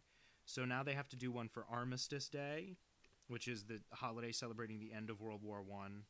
And it's the cartoon is them, like, they have all these made-up traditions, like, oh, it's Armistice Day, we have to eat figs and wear emerald green, like, it's just gibberish, because who celebrates Armistice Day? And then Snoopy and Sally, which is Charlie Brown's little sister, if you're not up on your Peanuts lore, they put on a pageant for the other kids, where they're putting on, like, a little show. It's their Armistice Day play, like a Christmas pageant. And they're reenacting the story of a World War I veteran who he has shell shock, which is what they used to call PTSD. He has shell shock from World War I, fighting in the trenches, and so now he has lost all interest in writing his poetry, and he's unstable. And Woodstock plays a war baron who's made money off of the suffering that went on in the trenches. And that's my Charlie Brown special. The National Guard. I believe my friend's mother was in the National Guard. And she went away for a while. So maybe she was in the regular army, because she was gone for a while. And I don't think the National Guard would go away for a while, right? Maybe for boot camp. That lady was gone. She came back. Oh, look, gals are swell. As you all well know, I love drawing a pretty gal. Tell you what, if anyone has an idea for a pretty gal they'd like me to do a drawing, if anyone has an idea for a pretty gal they'd like me to draw, I'll do a sort of cheesecake girly girl drawing in a minute, just to counteract how much I've been talking about the fact that I'm gay. I'll do like a pinup girl. Sometimes I get comments from people that are like, not confused, but they think it's weird that I voice the women in my cartoons. National Guard is reservist stuff. They're controlled by the states instead of the federal government. Which is funny, because they're called the National Guard, and yet they are not controlled by the nation. They're controlled by the state. They ought to be called, but I guess we already have state troopers, so we can't call them the state army. Maybe that would be a militia. Anyway, what was I talking about? Oh, I do get comments sometimes from people about the fact that I voice the women in my cartoons. They did an Arbor Day. See, Arbor Day is already a bottom of the barrel, right? Like, kind of holiday. It's not even Earth Day, Charlie Brown. It's Arbor Day. I think the guy who created Arbor Day murdered his girlfriend. I have to Google that. Oh, no. I'm getting too messy with my drawing. It's not going to color correctly. Hang on. So for this, what's a different cheap way to do an in-between? Because I don't want to just keep popping her from pose to pose. No, this one would look good with a pop, because her hip sticks out. So that would actually look really good if I overshoot it. It would actually look amazing, and people would give me an Oscar. That's how good it would look, I bet. Okay. Yeah, so if she pops her hip out too much, that would look great. You could just pop your hip out. That would look great. Oh, no, I didn't mean to ruin Arbor Day for you by telling you about that guy murdering his girlfriend. Or is that Earth Day? A smear could be good. I think my problem with smears is that unless it's a big movement with a smear, I worry that it'll look too much like Johnny Bravo. But I recently realized that the girls I draw look like Johnny Bravo anyway, so maybe I will give this a smear. This one movement, oh, pretty military girl. Okay, sure. I'll draw a pretty army girl. So now I'm doing a pretty Charlie's voice. Oh no. It's the Great Pumpkin, Charlie Brown, by which I mean I'm stalking a woman. Oh, well, that's rough for Roger Bumpus, the voice of Squidward, who also plays Dr. Octopus in the Universal Islands of Adventure attraction, The Amazing Adventures of Spider-Man. That's right, I have a brain disease. I'm not going to start with her face. Okay, pretty military girl. Let's see. Polka Dot Productions Wanted to Earth Day co-creator. Thank you. I knew one of them killed a lady. Anyway. Polka Dot Production says, any updates on Theodore breaking into the real world? In the last cartoon, I hear people are advised to stay indoors to avoid any casualties. I think Theodore is a threat and a menace, but I don't think he's a murderer. I think he is a sort of con man, grifter type, but I think he's got a heart of gold, and that he's maybe a little too unintelligent to actually do much harm. You can tell I'm going to get way too into this. Sponge boy me, Bob. They're gonna take me license. They says I was driving under the influence. It's not a great Mr. Krabs, but I can't do Squidward, so okay. We'll have her leaning on, like... Should she be leaning on a rifle, maybe?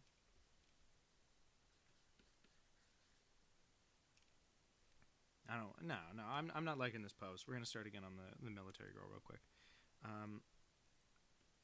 Yeah, we'll have her salute.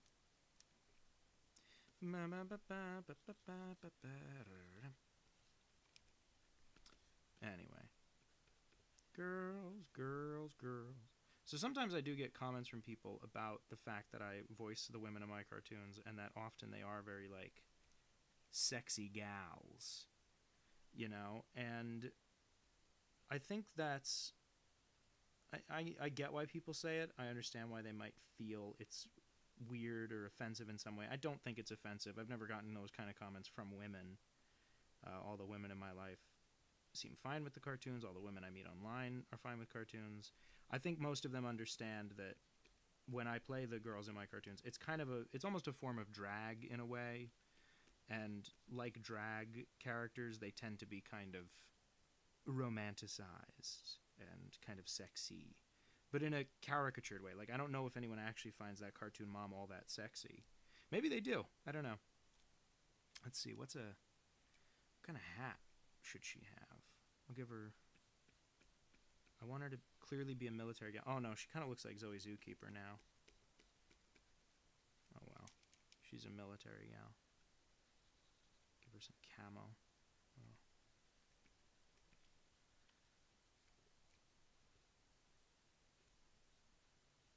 There we go.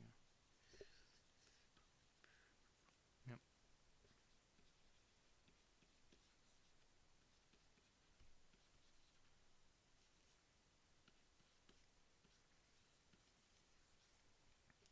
Kind of a snatched waist we're giving her here. Arms too messy. Let me see. I can't see Squidward. I can't see Squidward being intoxicated. I can. I love the way he goes, "Oh, please." I feel like that's kind of got drunk gay guy energy. Like that to a cop, you know? Like, "Sir, do you have any idea how fast we were going?" "Oh, please." You know? And then kind of getting slammed against the hood of a car. And maybe on some level he enjoys it, but he knows that it's wrong to enjoy it. There we go. That's more of a salute. No, it's actually less of a salute. Okay, I tell you what. No salute. No salute. I think instead of salute, give her a gun. No, I don't want to just emphasize that they have guns. Tell you what, I'm going to Google a picture of someone saluting and see what I'm getting wrong. How's that? Huh? So, how's everyone doing? Let me see. Saluting. Military. Okay.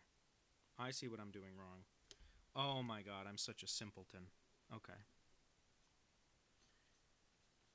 There's the hand. Here's the forearm. Yep. There we go. That's more of a salute.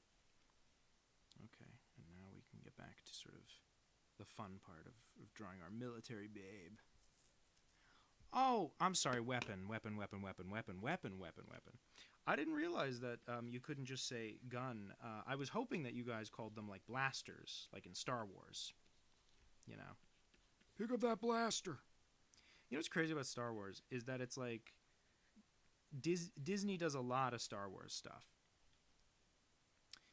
Disney does a lot of Star Wars stuff, but it is a series of movies where people basically just shoot each other with guns. Like, they're laser guns, but it's the solution to most problems in Star Wars is blowing a hole in someone's head.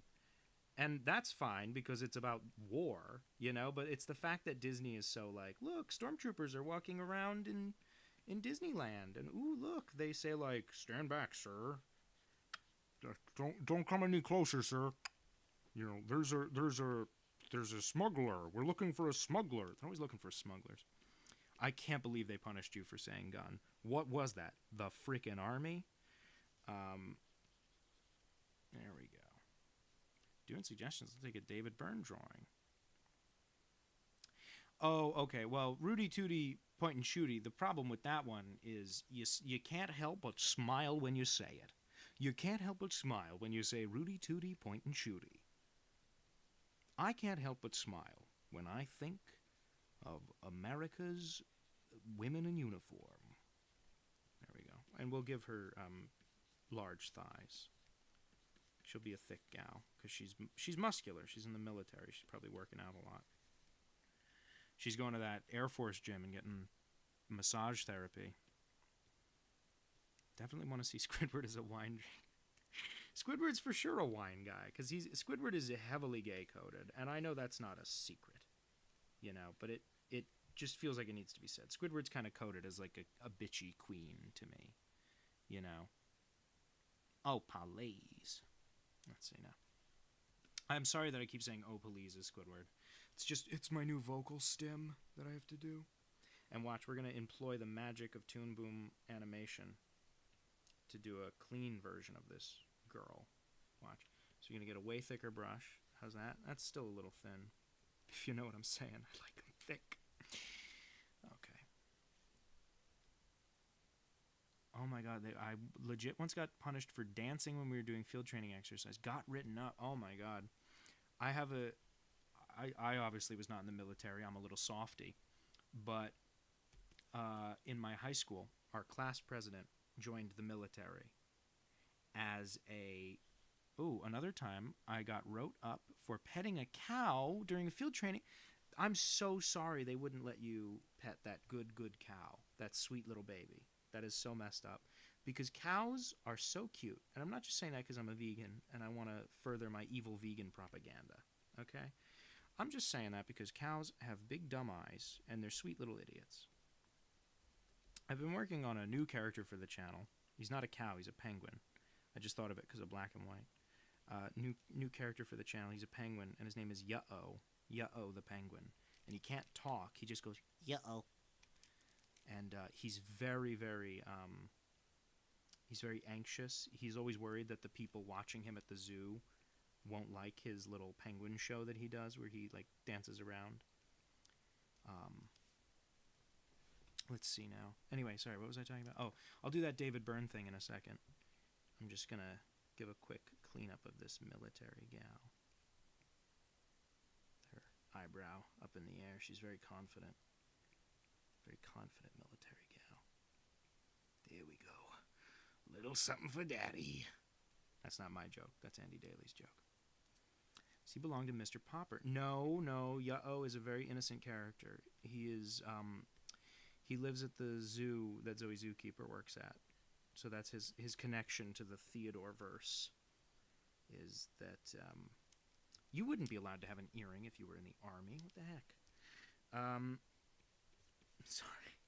I was drawing an earring on this girl, and I was like, wait a minute, that doesn't make sense. I'm being careful not to give her the, like, nostalgia critic hat and keep it army looking. I should do a whole stream sometime. Next time I do a stream, I won't be working on a cartoon. I'll just take requests for drawings. That'll be more fun for me. Just draw what people ask. Don't question what the stormtroopers are named after. That's kind of weird when you get to, like, the Phineas and Ferb Star Wars special, and you've got Candace saying things like, I'm going to be the stormiest stormtrooper ever. And it's like, sure, kids don't know that Nazis were called stormtroopers. Kids don't know that, okay? They just know Star Wars. But, come on. You've got a kid's cartoon character screaming about it, you know? Like, I don't know. I did really like the Phineas and Ferb Star Wars special. Just while we're talking about kids' cartoons. Phineas and Ferb Star Wars special was great. The Phineas and Ferb Marvel Superhero special is, like, terrible. Like, it's not good at all. And I don't know what... like, most Phineas and Ferb episodes are good. It's a really good show. And the Marvel Superheroes one just sucks. And yet, you know... I'm one of those artists who, like... People always, whenever they're talking about AI, they're always like, AI can't draw fingers. And I'm like, well, I can't either, but I'm still an artist. You know, like, let's not use that as our argument against the AI. Let's come up with something better, because most artists can't draw hands. Have I seen the musical? The Mr. Popper's Penguins musical? The cow? Aw, it's nice that you don't eat red meat, I gotta say. That's cute. That's actually very helpful for the environment. I know people don't care. And I'm not trying to guilt anyone. If you want to eat meat, eat meat. You know, it's a free country. I'm just saying, the amount of crop growing we have to do to sustain cows and the amount of methane they produce, it's terrible for the environment. And this was actually something that came up recently because, oh geez, what did I do? Oh, hang on. Oop, I did something wrong. You guys just watch me delete a drawing like an idiot. Here we go, view. It should be under show strokes, yeah. No, I'm not showing the strokes. What am I doing? There we go. Okay. Sorry about that. Anyway, I was talking about this with someone recently because I always thought it was weird that Poison Ivy from Batman, they always show her as only eating plants, like vegetables and things. And I thought that was weird. Shouldn't she just be eating like red meat? And someone I saw on Reddit gave the answer of, well, no, because it takes, 10 times more plant life to raise a cow than it does to like just feed a person, which is an argument that some vegans will make for why you go off a meat diet. And so that convinced me that Poison Ivy should always be eating vegetables. But I had always thought like, well, why doesn't she just eat like raw meat? Doesn't she love plants? But no, because you see, the plants understand that this is better for them in the long run. It's part of the ecosystem, man. I have no problem with people who eat meat. I feel like I have to say that because people get kind of touchy about the vegan thing. All my friends eat meat. I have not one vegan or even vegetarian friend. I have one friend who used to be vegan, but they were vegan before I was vegan, and we never really overlapped, so couldn't enjoy it. It's basically a waste of time. Let's see now. One scene in the Marvel Phineas and Ferb one, everyone just starts screaming at Candace. Yeah, that episode has such an annoying, like, there's a joke later on in one of the Phineas and Ferb specials. I think it's the one, there's one where they go to the Himalayan mountains. And in that one, there's a joke where Phineas yells at Candace, and then Buford says, uh-oh, he's yelling at his sister. It must be a special episode. Because every time they do a Phineas and Ferb special, Phineas yells at Candace one time. Like the one where they go all around the world, he yells at her and stuff. Like, that's kind of, yeah, this is kind of a cute military girl. This is not my best pose. Now it's going to look like she has polka dots instead of camouflage because I'm a simpleton. She just needs to be wearing like 800 more pounds of gear. She needs like a backpack and things like that, you know.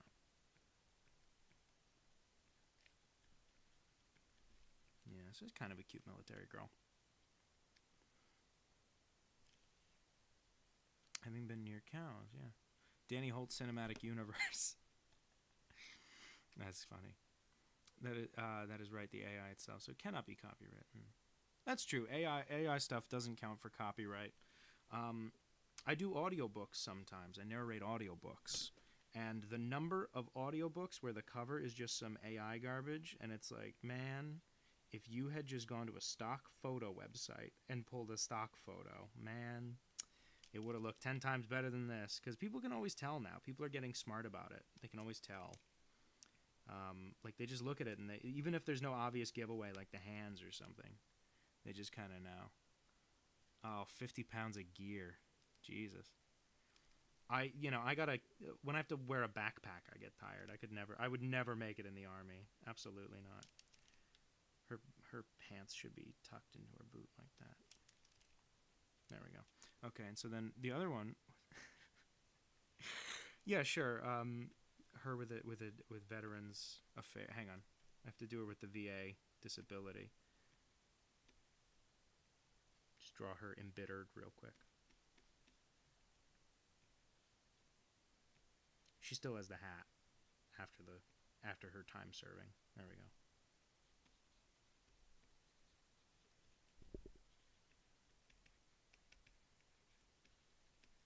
Little waiting room.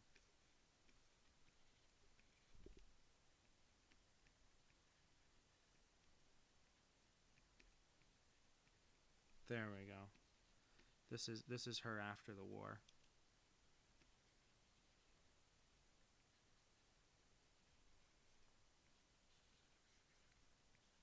Well, not after the war, but after her time in it.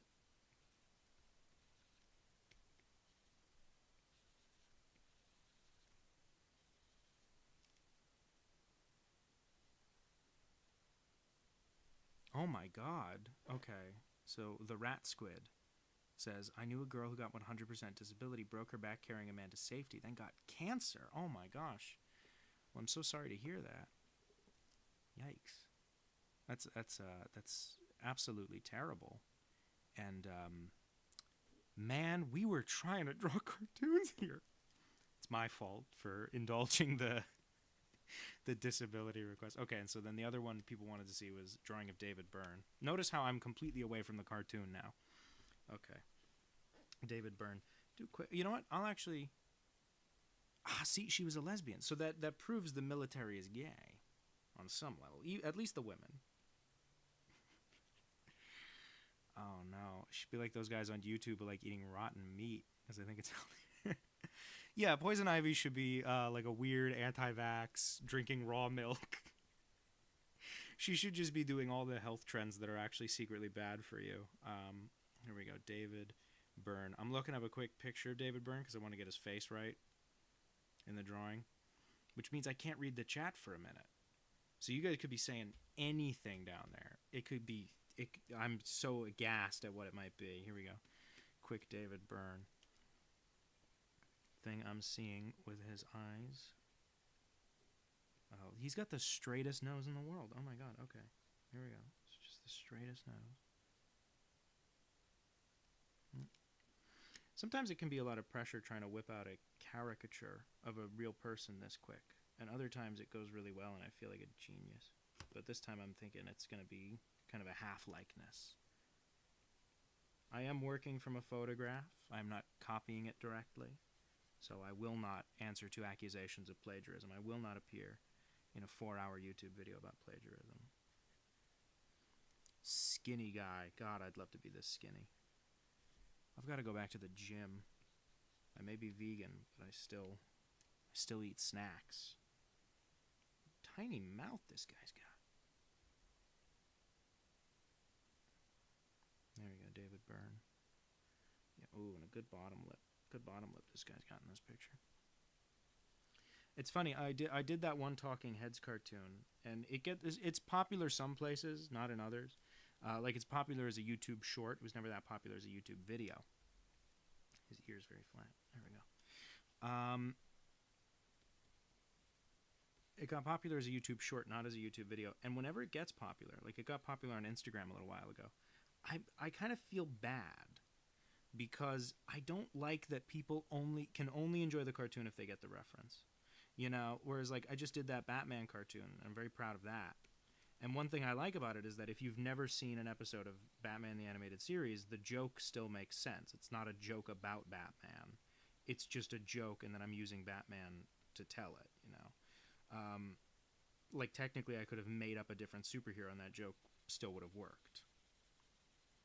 There you go. So that's kind of a David Byrne circa Stop Making Sense. And then we'll just go ahead and we'll just do Big Suit. We'll do Big Suit on him. He liked Big Suit. Oh, thank you so much. That's so sweet. You didn't have to do that, the rat squid. That was too nice. That was far too generous. Thank you. I'll draw you a military gal anytime. I would absolutely go to an Air Force gym, and I'm not just saying that because of the rub downs.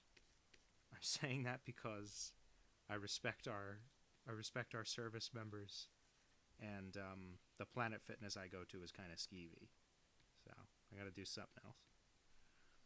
Okay, hang on. I need to draw away. Yeah, there we go. Oh, look at how big this suit is, guys. This is one of the all-time big suits.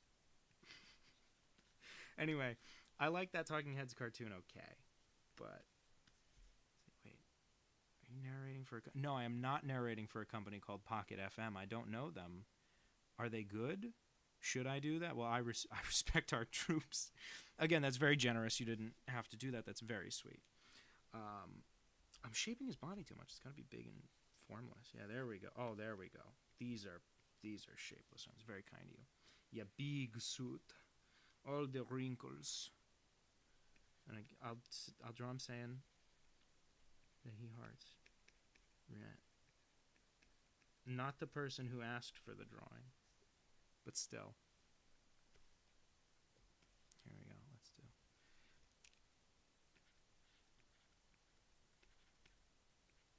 Doing it.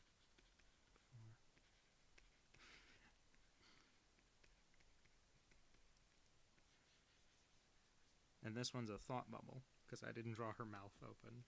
I didn't draw David Byrne's mouth open either. I don't know why I thought that would stop me this time. Let me just see real quick what I missed while I was looking at photos of David Byrne.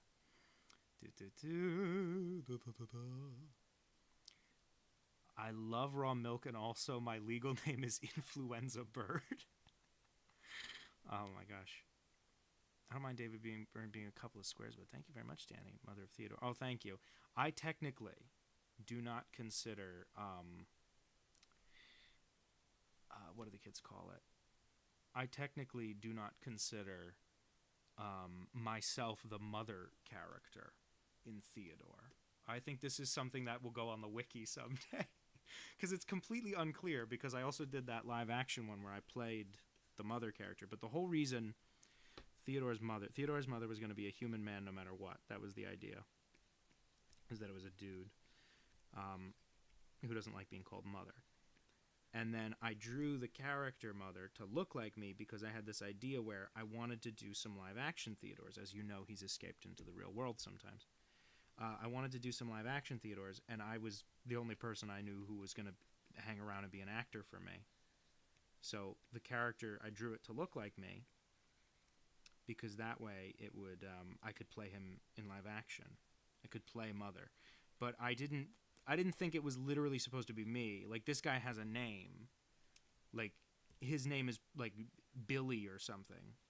And he just happens to look exactly like me and talk like me.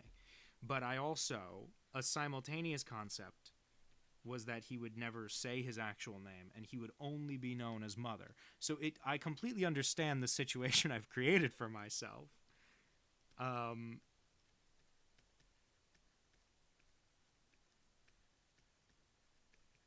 I completely understand the confusion around this. And it's my fault. And at this point, I am the mother, I guess. But the idea is that this is a character that just looked like me. But then I never specified that to anyone, and it's not in any of the cartoons, so non-canon. Once again, look at this beautiful page of art we've created together as a group. All this beautiful stuff, right? And then the actual cartoon is this box. My name is Moth. Hello, Mother. Oh, it's so very good to see you. Theodore Raw Drop. It's the Theodore. Yeah, you know what I'm saying. Theodore. Theodore Wiki. The Theodore book. It's like when they would do the Star Wars visual dictionary. You know, and it would be like, oh, Obi-Wan Kenobi's lightsaber has a blue crystal. It's like that, but explaining the various real estate frauds I am committing. What a beautiful portrait of me. Oh my gosh, I look so noble. I did find out what Neo was doing in the Matrix. He was wasting his time! Get out of the Matrix, Bible. What did you do? You're crazy. That's not real. That's Matrix. Oh my gosh. Yeah, there we go. There we go. Now we're getting loose. We're getting loose with it. Oh yeah, he got the arms like a koala would. The first Theodore cartoon, which was a year ago, over a year ago now. Crazy enough. I used to write for them, and they also produce audiobooks for. Oh, okay, Pocket FM. No, it's I've been doing audiobooks.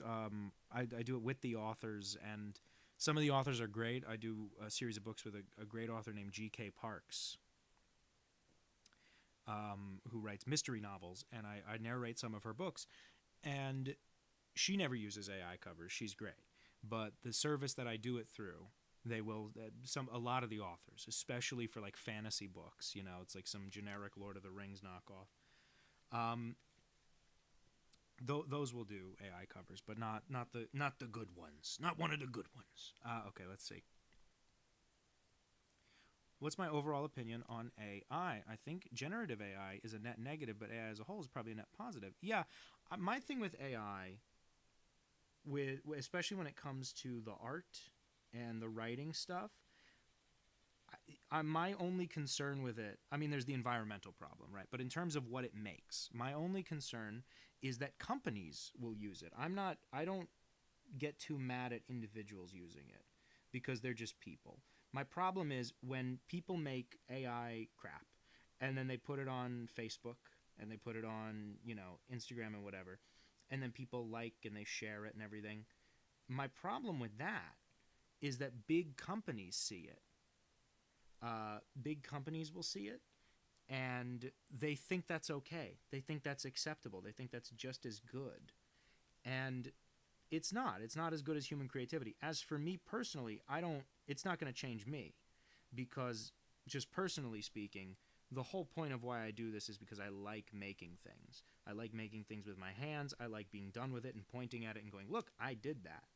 You know, that for me is the whole joy of this process.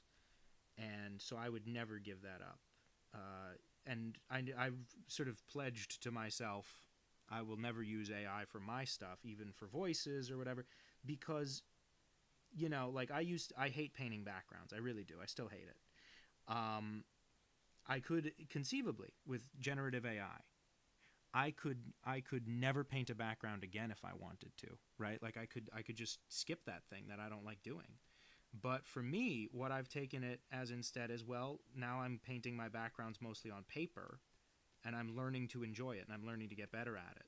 Because for me, the making of this stuff is just as important as the finished thing. So that's my feeling about it personally.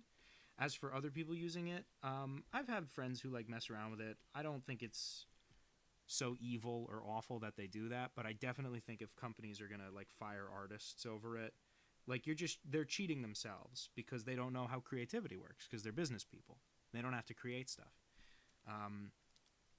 That's how I feel about a big company using it. And then I think overall, what they call AI is mostly just machine learning,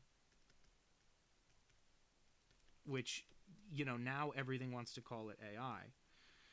But, you know, like I use Adobe After Effects sometimes when I do my visual effects.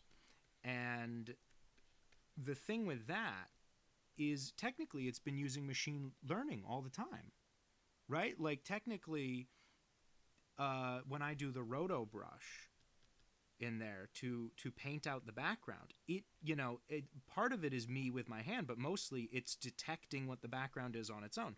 And they used to just call that machine learning. But now there are whole services that are advertising themselves as, look, we have AI. It's brand new. We have AI. And it's like, yeah, but AI in the sense that this was AI, in the sense that the roto brush was always doing it, you know? Thank you. What we call AI is large language models. I was in IT in the Army. I'm very familiar with this stuff. I can tell you the ins and outs of this stuff. Mortimer is a good name for Mother.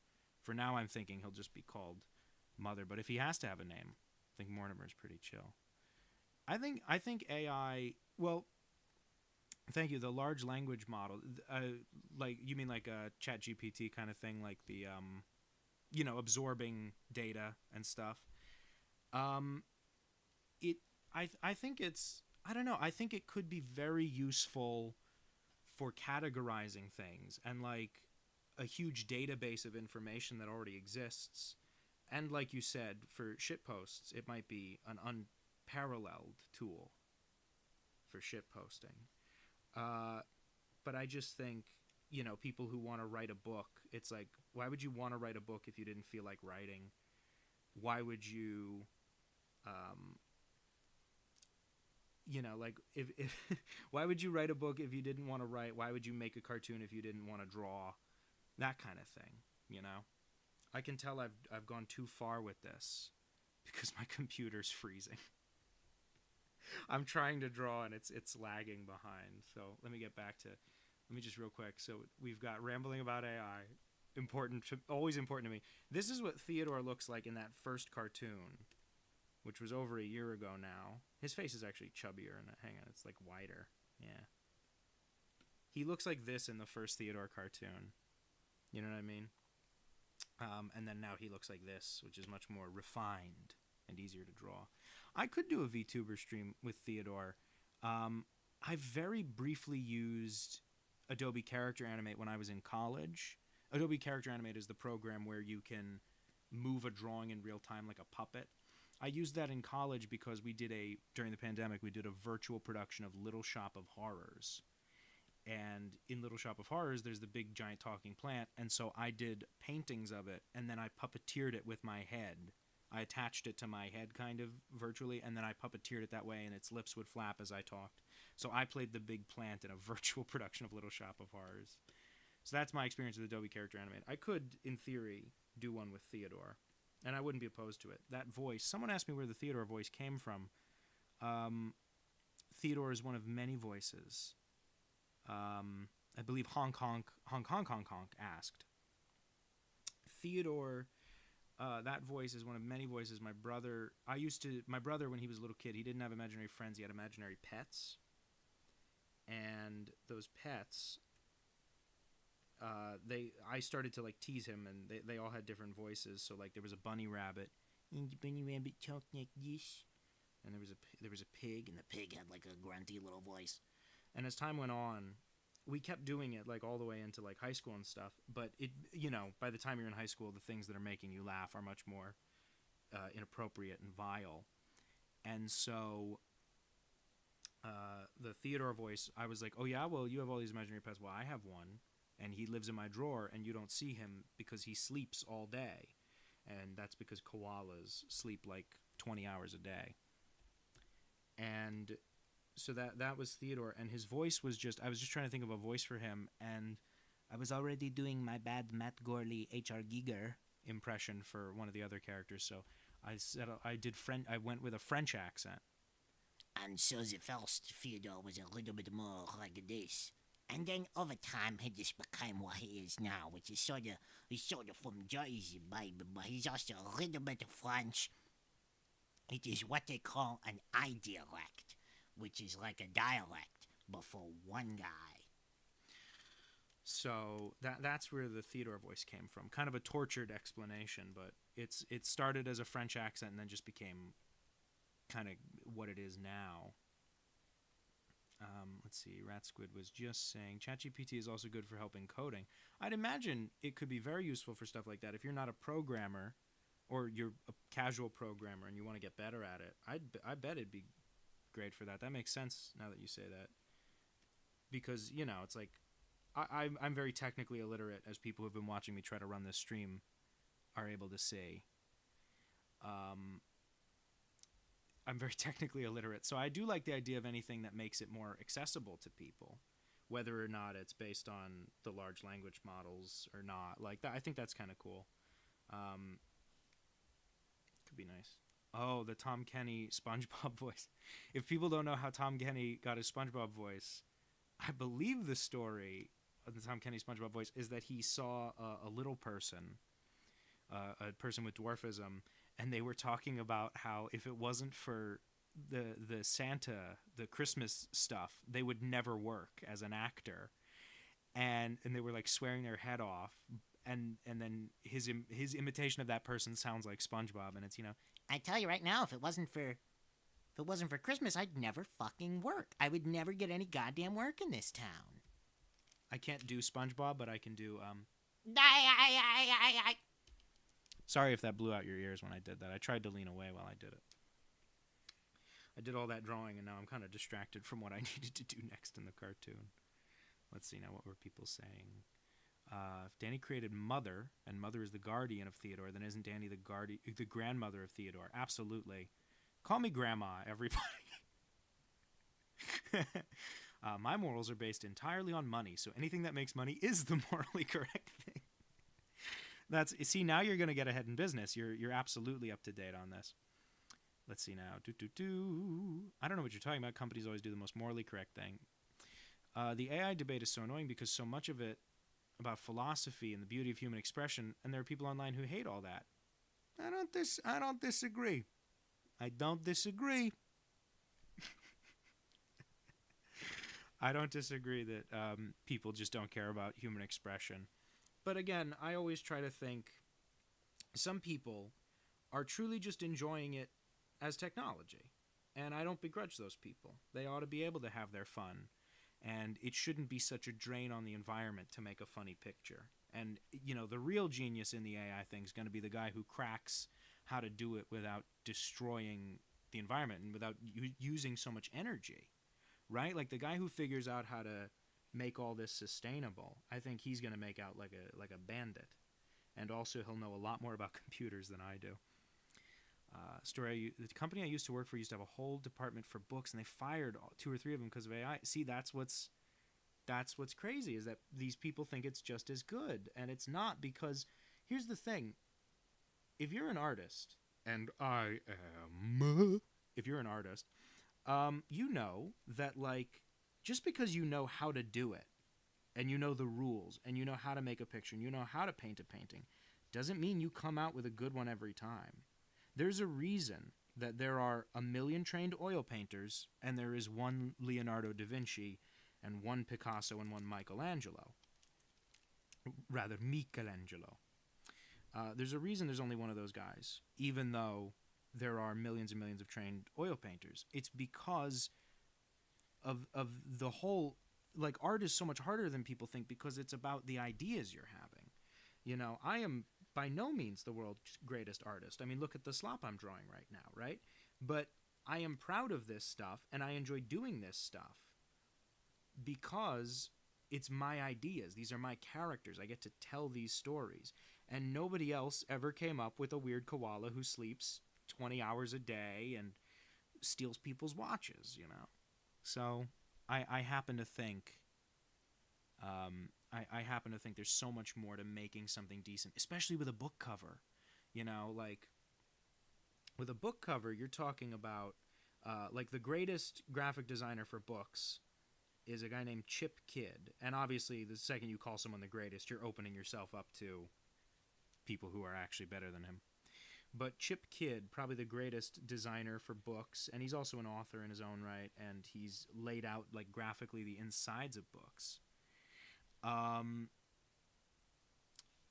Like, that guy is a genius. He did the design for Jurassic Park, the novel, before it was a film. And then guess what? The movie poster is it's a total ripoff of his design for the book. Like, it's exactly the same, except it's in black and yellow instead of black and white. Like, that guy's a genius. He totally, like, how do you convey what Jurassic Park is? It's such a complicated premise. How do you get that across in an image? And he got it across in, like, a dinosaur skeleton rearing to life. What a great idea. What a great way to express the whole book. And I could guarantee you that the AI version of Jurassic Park would look like a regurgitation of 1 million dinosaur paintings that had come before it. And so while it would be fine for, your Jurassic Park shit posting, and I do not at all have a problem with the people who do that, I do have a problem with that company, as you were saying, firing their whole department. because they think, oh, well, AI will come up with a good cover. It's not going to come up with a cover anybody wants to buy. Even if you're a great human artist, sometimes you mess up and you're not making something anybody wants. That just happens. That's life. That's what all the people say. Riding high in April, shot down in May. Something, something else. I always run out of words. Let's see now. Yeah, see, fan fiction. I mean, I have a whole Wonder Woman animated series that I developed, truly, did the designs for and wrote, episode treatments and everything.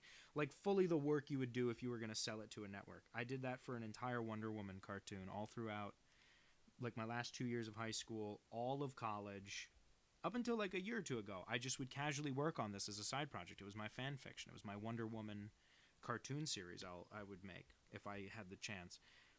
And at this point, I'm taking a lot of those ideas. Well, Squidward and AI are intertwined with each other. Let me get that out of the way. But my Wonder Woman thing, I'm taking a lot of those ideas and applying them to this character. She's a supporting character. This is so dorky. You guys are going to think I'm a dweeb. Whatever. She's a supporting character for a cartoon that hasn't made its debut on the channel yet. I'll tell you guys about it because you're here. You're all good eggs. So I have this character I've been working on, a short film. Her name is Amnesia.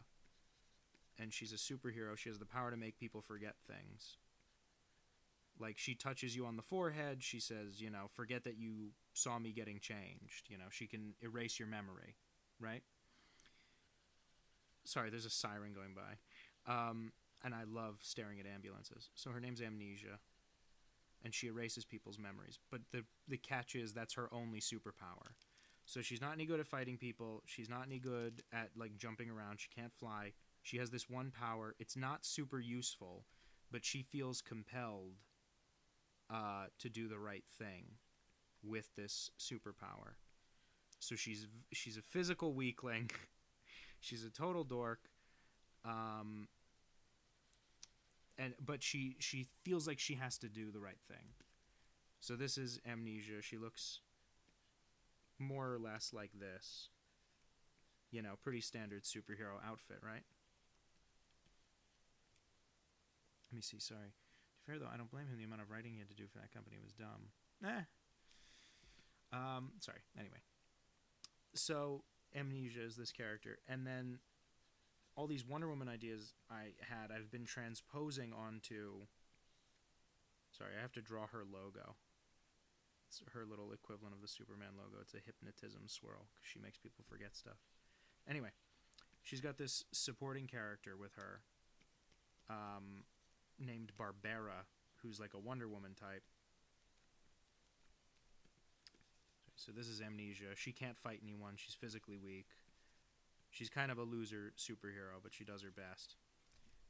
She's always missing dates with her boyfriend, and so then she erases his memory, so he'll forget that she missed the date, and then she misses the next one and the next one. She's slowly giving her boyfriend brain damage by erasing his memory so many times. And, but anyway, so she looks up to this superhero who's the exact opposite, who's really strong and cool and brave. And that superhero is named Barbara. Like a barbarian. Or kind of like Hanna-Barbera. Let's see, and she has a kind of a complicated design that I'm probably going to have to strip down when I actually get around to animating the cartoon with her. But I've been transposing a lot of those ideas from the Wonder Woman, because like I said, fan fiction. Transposing ideas I had for that Wonder Woman cartoon onto this made-up superhero of my own design. And she's got weird little horns that stick out of her helmet, kind of a Jack Kirby looking thing. There we go. And she has a very, very kind of, not manly face, but very hard features, She's kind of like Wonder Woman, but she's a little dumber. And and she's the exact opposite of Amnesia, because Amnesia's physically weak, Barbara's super strong. Ta-da. Superheroes. Let's see what the chat's been up to. I know some artists who use AI as an assistant, like Stealthy or Faltrel. Do cool stuff with it. I think the thing is AI should be a tool to aid in human expression, not replace it.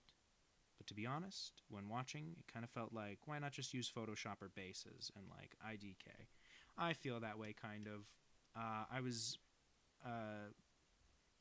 reading something that a TV writer was talking about, where somebody told him, like, well, hey, why don't you use AI to get ideas to jump off from? And his answer was pretty simple, which was, well, if someone can't come up with ideas, why would I want them writing TV with me? You know, why would I want them in the writer's room? This job is just having ideas. And it's, you know, I kind of get that mentality about it in writing. With art, I always feel it's kind of tricky just because so many people do rely on reference. You know what I mean? Like, you do need photographs to start from and things. But I feel like what you use reference for, to get anatomy right or things like that, to get anatomy right and such, that's the stuff AI struggles with too, because it's amalgamating from so many different photos that it gets its information kind of mixed up. Let's see how this moves so far. That's too fast. That's too fast. This cartoon's going to be ruined. Maybe I will, just answering Polka Dot Productions here, maybe I will actually make a cartoon with Wonder Woman herself someday. You know, just like the way I did that little Batman cartoon as a little one-off gag. The problem is, Kerry Callan, the cartoonist, already did what I think is the funniest Wonder Woman gag in the world, which is her and Superman are being shot at by gangsters, and he says, "You're bulletproof, why do you bother with the bracelets?" And then she puts her hands down, and every time the bullet hits her chest, her boobs jiggle, and the gangsters are all laughing at her. And I feel like, what's a better, like, two-panel joke about Wonder Woman than that? Wonder Woman's invisible jet, just a guy named Jet who's permanently invisible. For a time, Wonder Woman's plane in comics, I'm so glad you brought this up, honk, honk, honk, honk, honk, great name. For a time in comics, Wonder Woman's plane was alive. It was a living shapeshifter thingamabob. And that's just nutty. That it was like a living guy. Okay, and so now what we're doing here is we animate. We've got a pretty... Oh, get out of here. I don't want you on full visibility. What we're getting here is she leans her head over. I want to hold that pose longer because it's moving around too fast. And now, ladies and gentlemen, boys and girls, people of all ages, I'm going to pop this guy over here. Insert keyframe, duplicate drawing. Delete. Okay, so now we've got, she starts here, she moves down, and she ends here. So what we're going to do another one of those cheap one-frame overshoots. Real cheap, real crummy. Okay, and we actually don't even need to see the previous drawing, because we know we're just basically just going to shoot her back, right? She's going to pop back completely. So what that entails is she's up here, she goes down, she's going to swing down too much. So her head's going to come forward too much. Her backside's going to pop out way too much. She's going to basically be leaning back on one leg, right? And then, yeah. And so she's going to completely overshoot, way too much, and we're only doing one frame of it, so it's going to look kind of dorky. Yep. Let's see. Is this Theodore in a humble diner ordering food? I wish. He is in a fancy Italian restaurant ordering food. He only wants the finest. Oh, here, let me show you. I can show you some of the storyboard without spoiling it.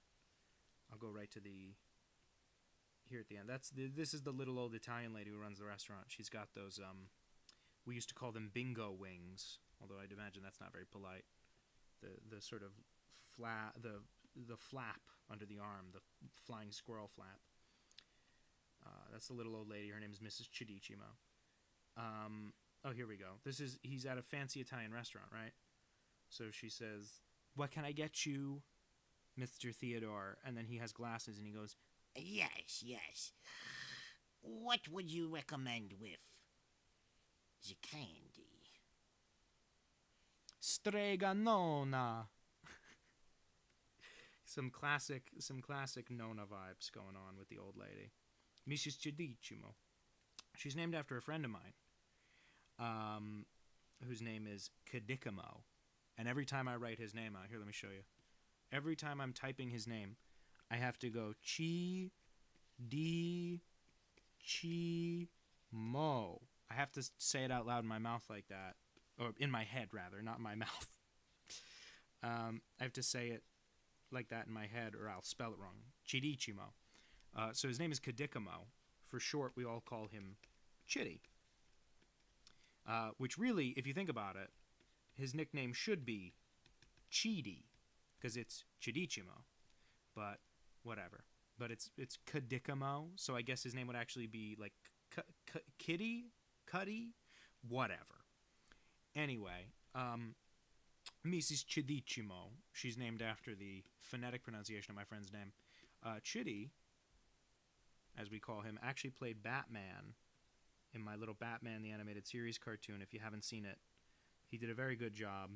Initially, I had done the voice myself, because I don't sound anything like Kevin Conroy. Chitty doesn't sound anything like Kevin Conroy. I looked all over the internet for someone who does a decent Kevin Conroy. I looked all over, and nobody does a good Kevin Conroy impression. There's a million people who think they do Mark Hamill, right? And nobody's like, oh, I can do Kevin Conroy. There were like two guys, and no offense, but they weren't any good. So I was like, well, it's not going to sound like him no matter what. I might as well have my friend do it, so it's not just me talking to myself. And so Anthony very nicely came in and did the few Batman lines for the cartoon. And he did a great job, and I'd love to have him do more stuff on the channel soon. But Chitty was the star of one of my favorite things I've ever made. It's not on my YouTube channel. Maybe I'll post it sometime on here. But it was called Crass Uncle Chitty. It was a short film, really just a comedy sketch that I did in college with Chitty and a few of my other friends. And it's like a sitcom, like an 80s sitcom with like I'm a gruff but lovable uncle, and the idea is like he's kind of one of those things where it's like, oh, he's kind of a jerk, but he's got a heart of gold. And in reality, he's just like way too awful for anyone to deal with. He's like a monster man, Crass Uncle Chitty, and he won't help like crippled people get up the stairs and things. He's an awful man. It's a very simple sketch, but we all loved making it. And that's one of many things I love about Chitty. And so that's why the restaurant owner in this is going to be named Mrs. Chidichimo, a mispronunciation of his very Italian name. When I was doing the storyboard, I kind of thought, are people going to be offended by this little old Italian lady? And then I thought, who cares? They're Italians. They can take it. Let's see. If anyone wants to know how these large language models make images, it rips apart images into noise, and by ripping it apart, learns the pattern of images based on words, thus a large language model. That's very interesting, actually. I don't think I knew that whole noise step of it. Oh my god! I don't know if you could hear. I had to take a sip of my drink. What a chitty guy, says Dilzy. I won't lie to you, man. His Instagram handle right now is @apieceofchit. It used to be Chitty the Witty. I worry that maybe his self-confidence is down the drain. But yeah, he's never seen Chitty Chitty Bang Bang. Can you believe that? The guy's name is Chitty. But yeah, I love that Crass Uncle Chitty short. Maybe I'll post it on here sometime. We made another one. We made a second one. My friends in college they had a comedy group and they did a live show. and that live show we did a second Crass Uncle Chitty sketch for. And it's online, but it's only online as part of their comedy show. And so I think maybe that'll end up on my channel sometime. But I loved doing those shorts. And I wrote a full-length like Christmas special for Crass Uncle Chitty. I've written episodes as if it's a real show, and my friends have read them.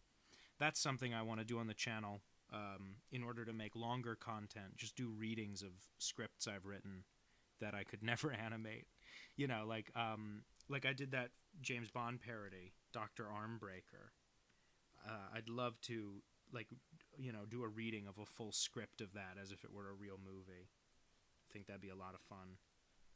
Okay, so let's see now. She goes down, she pops into place. That's okay. It's not my favorite. I think I'm going to have her pull up first. Little one anticipation frame. How about that? The Theodore wiki is going crazy. I see this is the problem with all YouTube animators is we have these big dreams and these big plans, you know, and all these things in our head, and then it takes us, you know, half a month to make one cartoon, if not longer. Oh, I just deleted the frame I wanted to keep. Sorry. We have all these big dreams in our heads, you know, and it just takes us so long to make what we want, but it's worth it. It's totally worth it. If I were working at a, you know, Nickelodeon or something, it would be nothing but sacrifices. It would be nothing but compromise. So it's worth it that I have to drop all the Theodore lore, the Theo lore, in live streams, and I have to slowly draw every cartoon by myself, because otherwise, you know, it sounds silly, but like even something as simple as him wanting to smoke cigars and not being able to would never happen. Never ever on a kids network now. I sound like an old man going like, in the good old days. Kids shouldn't be exposed to things with smoking. Theodore's not necessarily for kids. I think kids would enjoy it, but it's a little more adult than that. I think the smoking makes that clear. Let's see now.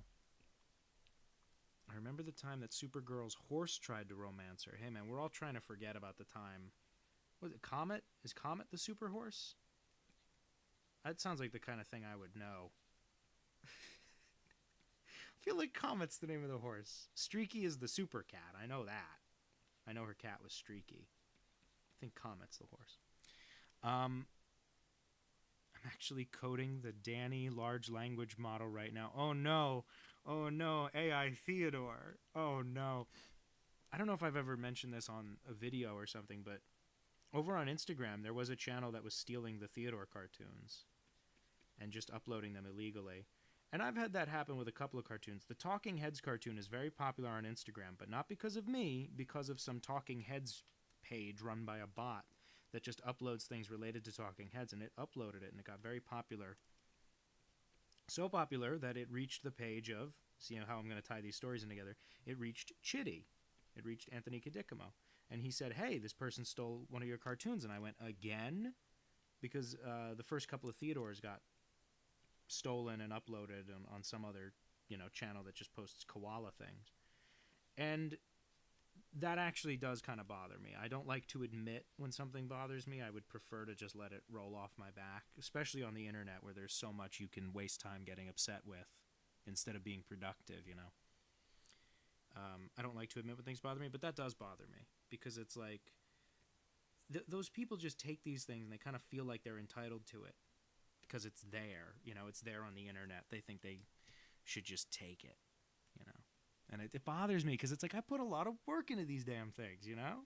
It's one thing if you're uploading clips from a Nickelodeon cartoon. I had to make this myself, you son of a bitch. We'll feed your script readings into a large language model. Oh no. Oh no. To narrate Reddit, am I the asshole posts? Yeah, sure, hang on. Dear Reddit, am I the a-hole? I said a-hole because I didn't want to say asshole, because Theodore doesn't curse. No, I'm a good boy. Dear Reddit, am I the asshole? My husband of 45 years, me, F2, I'm 2 years old, him, M46. He is a little guy, and I am a big guy, and he tried to step on me. Am I the asshole with it? I couldn't think of a good Am I the Asshole? I couldn't think of a good one. Sorry about that. Let's see. Yeah, let's see. It was Theodore himself. I'd imagine Theodore would be the one running a scam account, stealing other people's cartoons. Oh, okay. Oh, I'm sorry, Superstar. It does seem like you're on a bit of a delay, but that's okay. I enjoy taking the time to read what people say on here. I've never done one of these streams before. This is fun. My lawyer said we're going to efficiently automate your process using. Okay, yeah, there it is. There it is. That's the excuse, isn't it? As you know. Well, the lawyer said we can take whatever we want. We can scrape your data. I wish someone would scrape my data. That's my bad Tim Curry impression. Most of my cartoons are bad impressions, by the way. Theodore is not an impression of anyone, but short of him, most of them are just stealing someone else's voice and pretending it's mine. So maybe I shouldn't be such a hypocrite about the AI thing, right?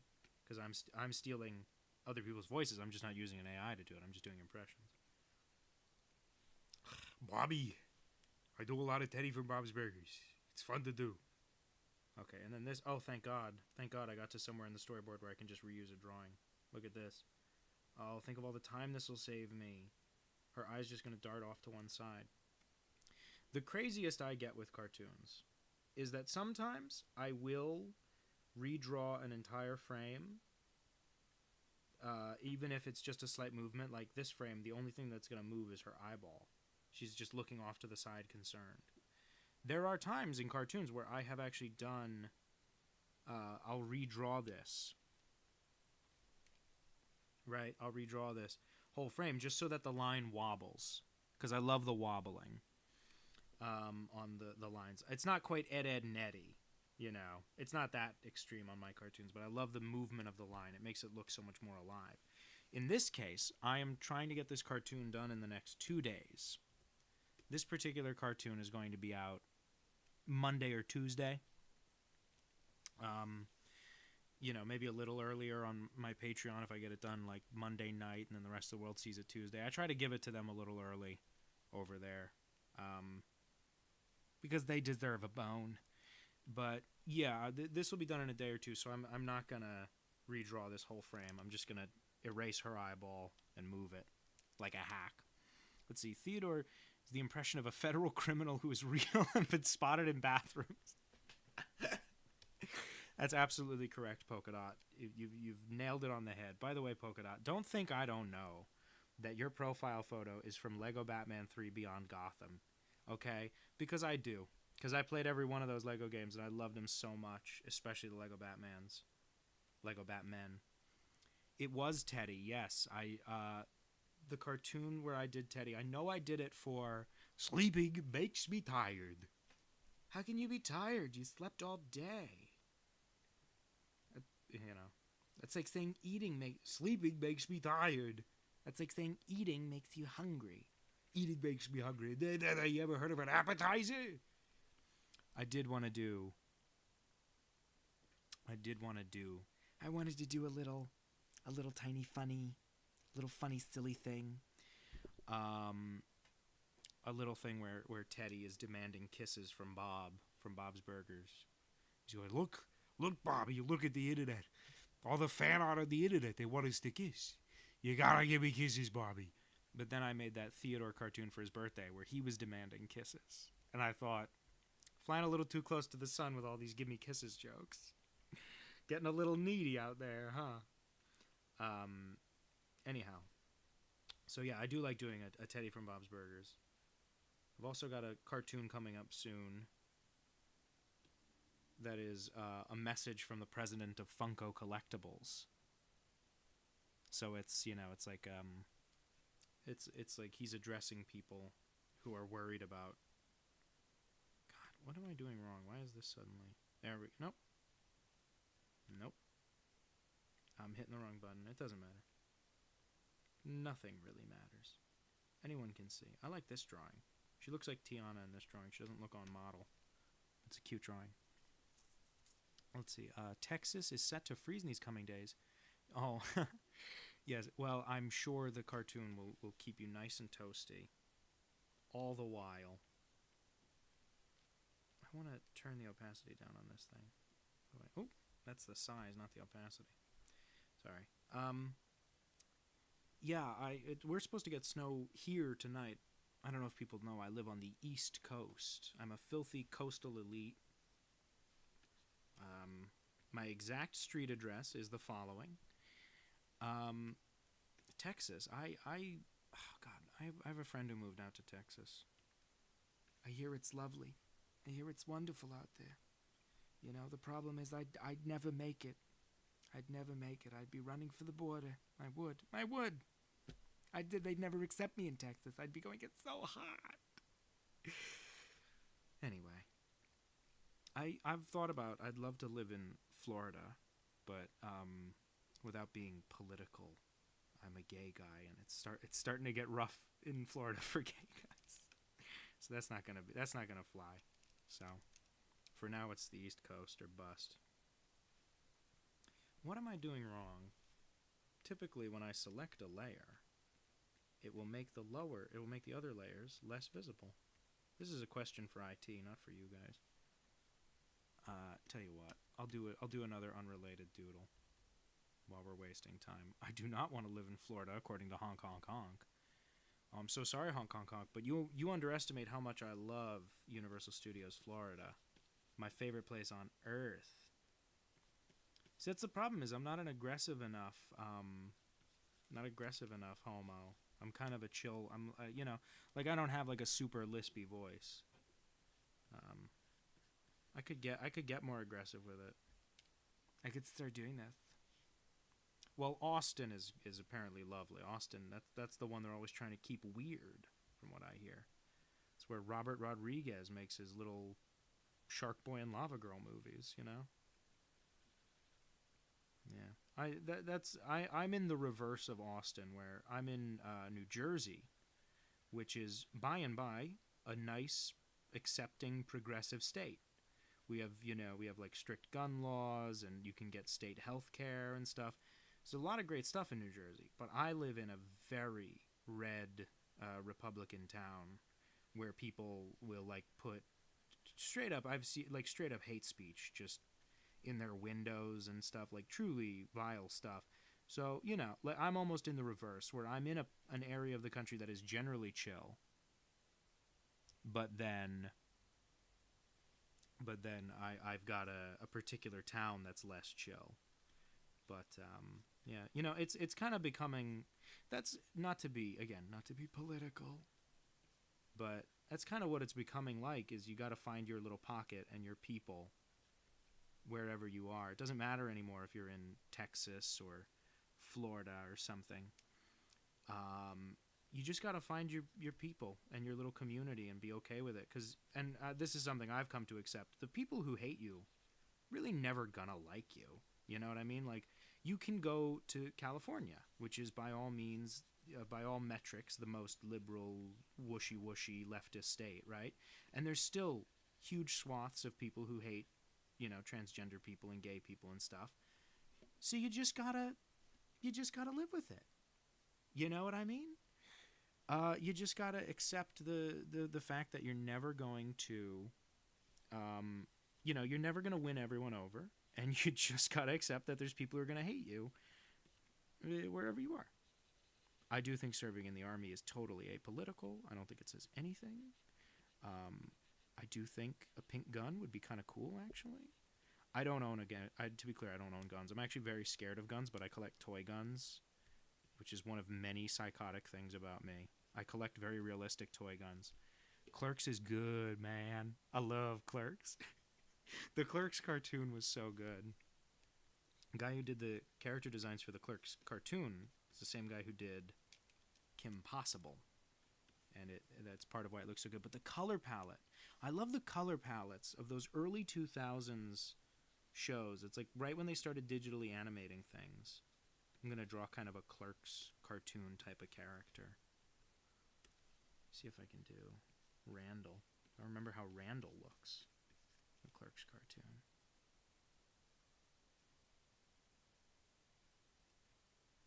Yeah, it's kind of like this. I'm gonna look it up, and it's not gonna be anything like this. Clerks cartoon was good, but I liked a lot of Kevin Smith movies. But that's when you live in New Jersey, you have to. You're not allowed to dislike them. As a machine gunner in Iraq, those things are loud, awful, and a shoulder murderer. I think guns murder more than shoulders. I think guns. That's an interesting thing to mention, the weapons being awful and everything. There's a great little Batman comic. It's one of the tie-ins to the cartoon show. There's a great Batman comic where they're talking about, it's Batman and Batgirl, and they're sitting together. They're by candlelight, and Batgirl, who of course her father is the police commissioner, she says something like, you know, my dad always taught me a gun is a tool, and you can use it for good or you can use it for bad. And Batman's answer to that is, you know, a gun is a tool with one purpose, hurting things. And I think that's a great answer, because people always call guns a tool and you can do good or bad with it. And it's like, right, but most tools, you know, a hammer has, you know, sort of three functions. It can put a nail in something, it could break something, or it could pull the nail out with the claw in the back, right? Like, that's what a hammer can do. A gun hurts things. In most cases, it kills things, you know. It's like, so when you put something like that in your house, you know, it's your choice. I fully support if people want to have their gun in their house. That's legally, that's their choice. But it's like, you are ensuring that you have something in your house that has this one purpose. And you better make sure you're a mentally well-equipped person, because that's a big responsibility, having that kind of tool laying around the house. It's not a snowblower. Anyway, I thought we said we weren't going to be political. Not everyone's going to like you. And you ain't gonna like everybody. Yeah, that's a great lesson we should teach children. In the army, we used guns to stir soup and cake batter. Oh, that's good. Oh, hello, Ark the Pie King. Thank you for joining us. We've just been we've been casually chatting about murder and homophobia and Kevin Smith. And I'm supposed to be working on a cartoon, but I keep getting distracted and doing fun little doodles on the side. It's kind of like the Simpsons episode where Homer is using his gun to, like, open cans of beer, and then all the people who actually own guns in town are horrified. I love that episode of The Simpsons. Even though I don't usually think it's such a good thing when, oh, hello, my family loves your videos. Well, thank you. I'm going to say your name wrong now. I'm so sorry. It looks like Zhu Wei Wong. Is that right? Zhu? It's probably closer to Zhu, isn't it? But hello. That's so nice of you to say. Thank you. I love your family. And I love that they love these. I love making videos.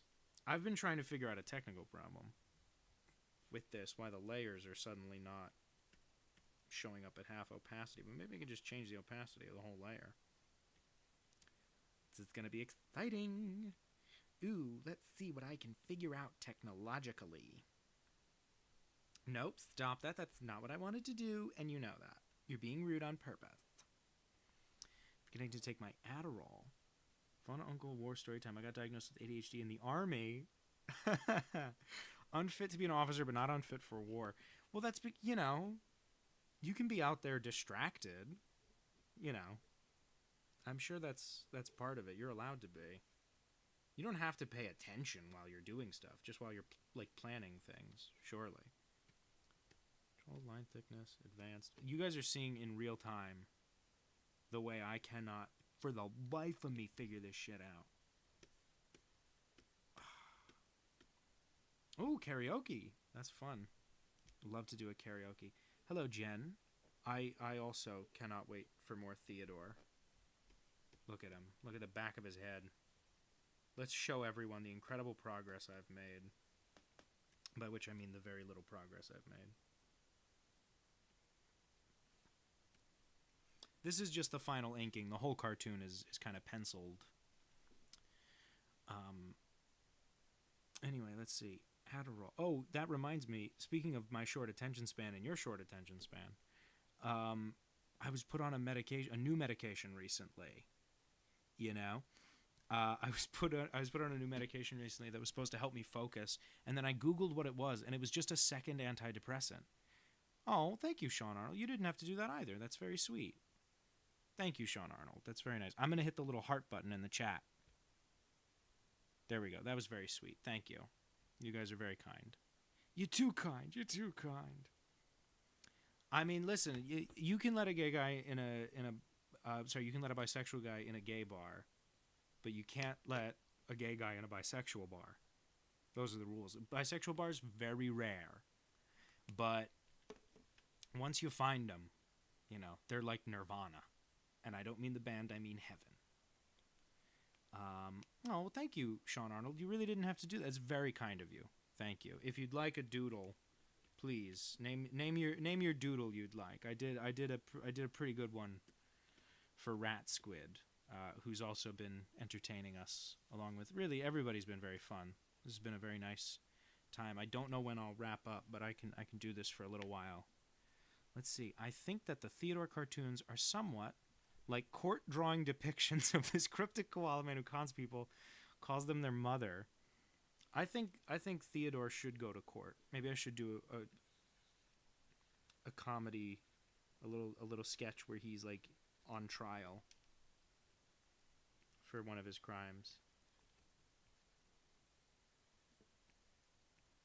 For Christmas, my boyfriend made me a stuffed Theodore, and it's my favorite thing I've ever seen in my life.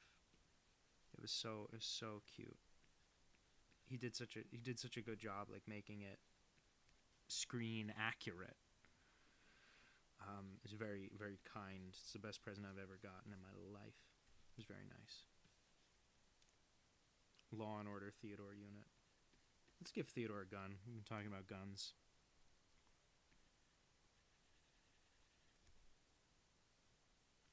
Oh, hang on. Let me give him a piece. He should be holding it sideways, though, right? How about a drawing of the wrestler Adrian Street? You got it. I'm just going to finish this Theodore holding a gun sideways. Had to flash my piece last week to the Atlanta police. There we go. YouTube can't demonetize a live stream, surely. I don't care if YouTube demonetizes things. I think it's so weird how YouTubers are with that stuff, where it's like, he unalived himself, and like they're saying all this stuff, and it's like, buddy, if you really cared about like mentally ill people, you would just put the warning at the top of the video, and you'd back off, because it's like, you're not, you know, like if somebody is truly out of it, like I've had my traumas in life, whatever, boo-hoo, but if somebody truly can't handle hearing a story about a murder, just not saying the word kill is not going to help them. So then you know it's just for monetization. You know it's just for money. And they're all a bunch of sellout hacks, man. Okay, let me pull up a picture of Adrian Street. He doesn't intend to use it to harm anyone. He just carries it because he thinks it's a nice knick-knack. This is not TV Paint. This is the evil corporate giant Toon Boom. I should be using TV Paint. A lot of the Theodore cartoons I've actually animated on my iPad in a program called Rough Animator,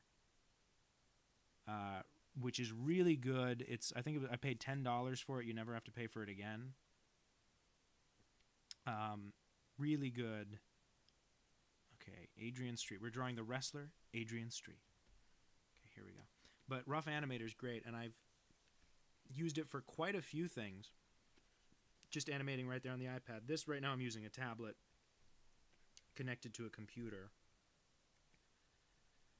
and I am using Toon Boom, but as I maybe let slip earlier, even though I shouldn't, I may or may not be paying for this. Don't tell anyone. There's that YouTube indie series recently got in trouble because someone said they were pirating Toon Boom, or they were not paying for it or something, and then they had to, like, they got a copyright strike over that. And all I'm saying is I'm not the one paying for this Toon Boom. I just won't tell you who is, or if they are at all, because that's not my business. Okay, so we're drawing Adrian Street. I'm seeing a lot of pictures of Adrian Street with like these outrageous wigs and makeup. It's very cool, very glam. I have a friend who's really into wrestling. A friend by the name of Nico. He also appears in the hit short film Crass Uncle Chitty. Okay, yeah. So it's like a. Oh man, he's got a great chin. Got a great chin on him. Yeah. I fear I'm not doing him justice, but it's my first time seeing him.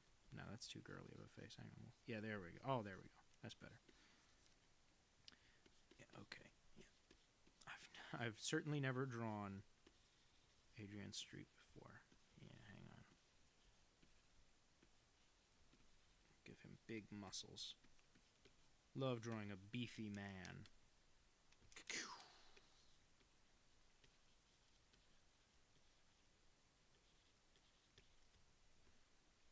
There we go. Oh man, he's got like rhinestones. This guy's a character. This guy's a real character. Oh, thank you, Jen. You didn't have to do that. Thank you. That's very sweet. That's very kind. Give him an M17. Okay, sorry, let's see. What would demonetizing a live stream even involve? I guess they could take away the very kind donations. I don't think they do that. I think they would just shut me down. How does Rough Animator compare to Toon Squid? I don't know Toon Squid. I don't know how Toon Squid works. Compared to Toon Boom, Rough Animator's great. It's very simple. There's it's like a very limited number of brushes you have to use. Very basic stuff. I don't even think you can do camera moves, really. But I love it because it's so simple. And that sort of forces me to just work on stuff. And it's, it's portable, which is the best part of it. Because I can sit in front of the TV and work. Yeah. I hope this is a good Adrian Street. He's working from one of the photos. I just bought Rough Animator the other day. Let's see how it goes. I hope it works out for you, actually. I hope you have a good time with it. The only thing better than beefy men is beefy women. Amen, brother. Love a beefy woman. One of my favorite artists, Darwin Cook, did a DC comic book, which Mr. Polka Dot, I have a render of Booster Gold in the style of Batman 1, Lego Batman 1, would appreciate. Darwin Cook did a great DC comic called The New Frontier, where he finally made Wonder Woman taller and stronger than Superman. And that's where it's at. Wonder Woman being taller than Superman, that's just good storytelling. You wake up super hungover and fall down the stairs. That's a great political opinion. Let's see now. Yeah, Jen, if you'd like a doodle, I appreciate your donation very much. It's very kind. So Jen, if you'd like a doodle of anything, just let me know. All I want to do is see a giant woman. Aren't we all looking for a giant woman, brother? Yeah, this is a fun guy to draw. You were right. I do kind of like him. This is nutty. As my friend Mike Santa would say, that's nutty, Professor. My political opinions are when you hit your funny bone on a door frame. Yeah. No, yeah, I agree. The chapter of New Frontier, when they go to Vegas and watch the boxing match, is awesome. I mean, Wonder Woman is an Amazon. Of course she should be. I agree with all of these, and that's why I'm German now. Let's see. Jen is a friend. Jen is a friend. I say hello to my new friend, Jen. That's a classic Theodore song that he makes up and sings to himself while he waits for things. There we go. Really define that chin. Guy's got a great chin. Okay. If you'd like to take a screenshot of your Adrian Street, did I say that right? Drawing. Let me have him address you. Let me have him address you.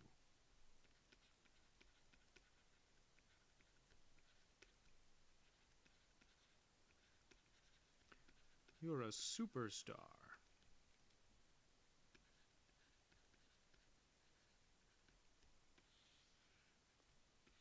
Oh, that's a crappy dialogue bubble. Hang on. Nope. Nope.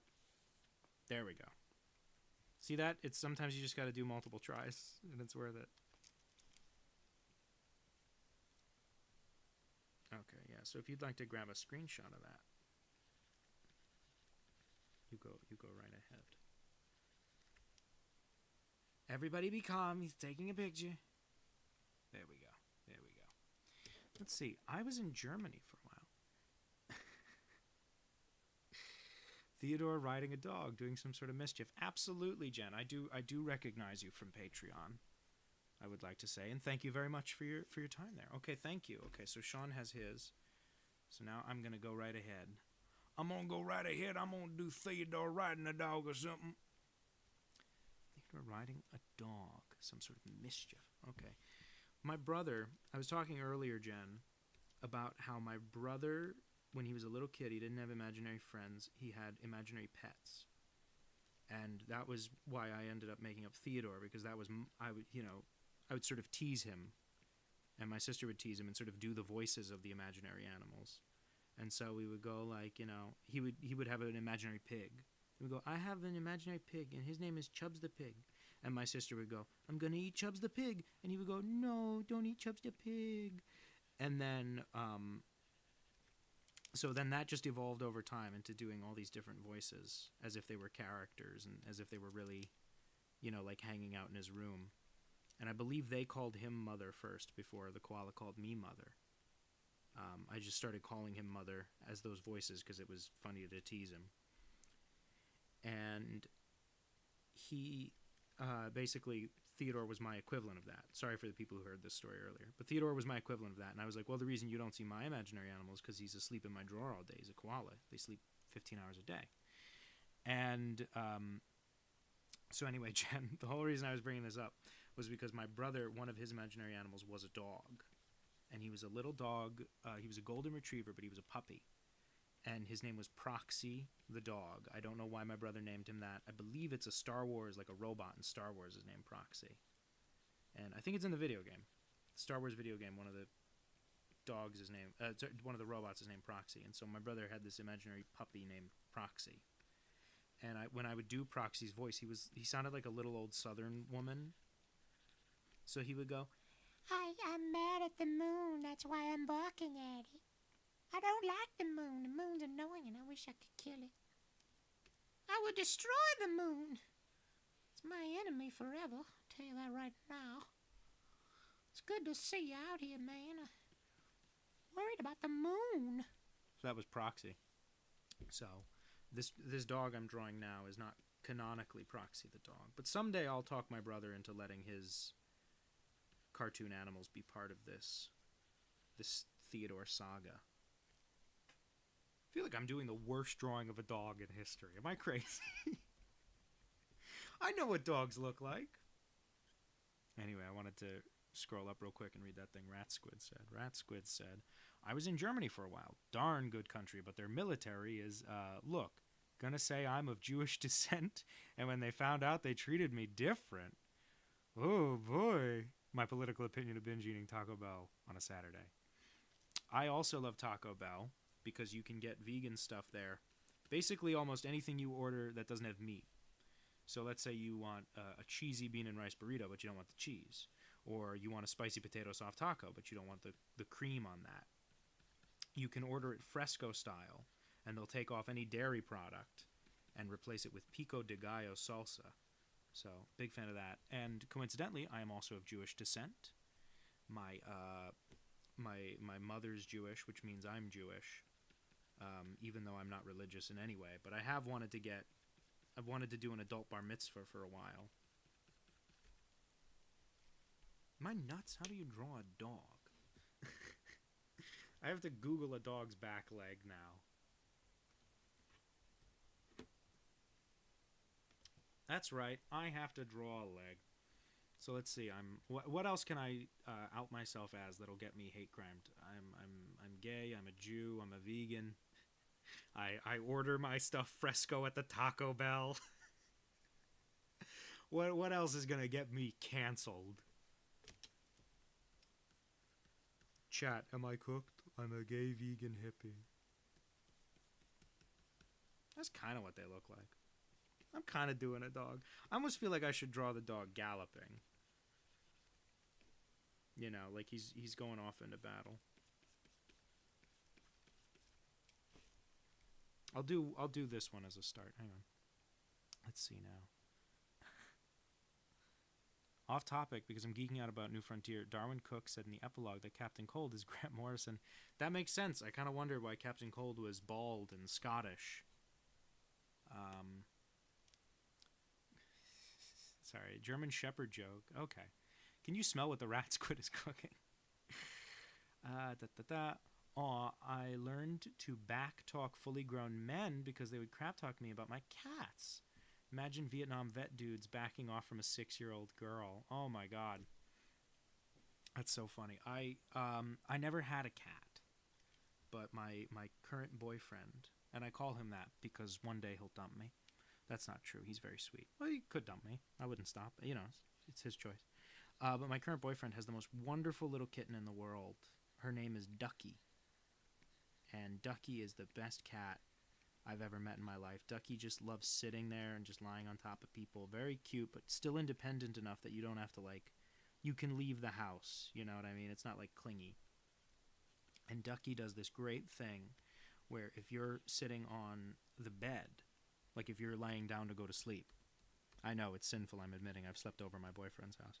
If you lay down to go to sleep, Ducky will lay on top of you and will suck the blanket like a baby. It's very cute. So you'll Ducky will lay on top of you, and then you'll just hear, and you look down and Ducky's like sucking on the blanket.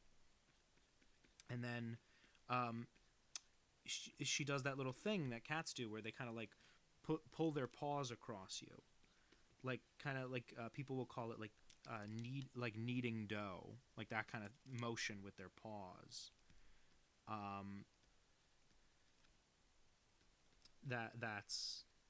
Ducky's a really good cat. So I've come to be a cat person in my old age. I can make good pasta and salads. Well, I bet Rat Squid, then I bet you could make a great pasta salad. I'm going to do Theodore with his pinky sticking out. I think that'll be cute. He's a gentleman. I think of gentlemen. I don't know if Danny's brother's character can return because his sister cooked them and ate them. Aw, Chubbs the pig. Chubbs the pig, no. Chubbs the pig talked like this. He was kind of it was almost a proto-Theodore because he was a little rat. But, and he had business schemes. He would go, Mother, I've got $1 million idea. It's like a bra, but for down there. You know. He looks like Crypto. Aw, I love Crypto the Super Dog. It's not moving, kind of accurate, yeah. Blasphemous, sleeping with someone without marriage first. For shame, young man, for shame. If I had a nickel for everything I should be ashamed about. Aw, see you around, Polka Dot. It was very nice to have you. Thank you so much. I'll see you guys soon. Yeah. Let me see. Yeah, I'm sure I'll do another one of these. This is very fun. I'll wrap up in a little bit and everyone can go their separate ways. I think I'm gonna do one more pass at this Theodore. I'm not gonna have him say charge. I'm gonna say.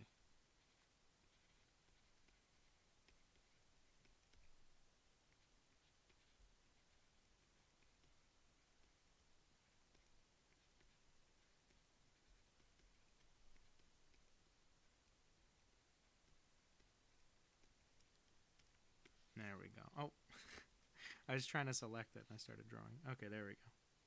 Boo. Take that. Scooch it over there. And then this last sentence just needs to be centered.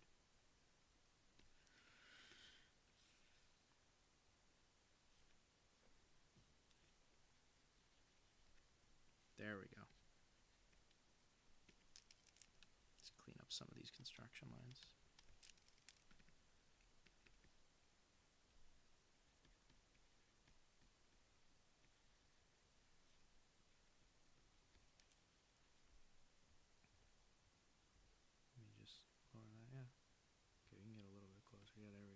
So Jen, if you'd like to take a screenshot of that, please, I welcome you to take a picture of your Theodore.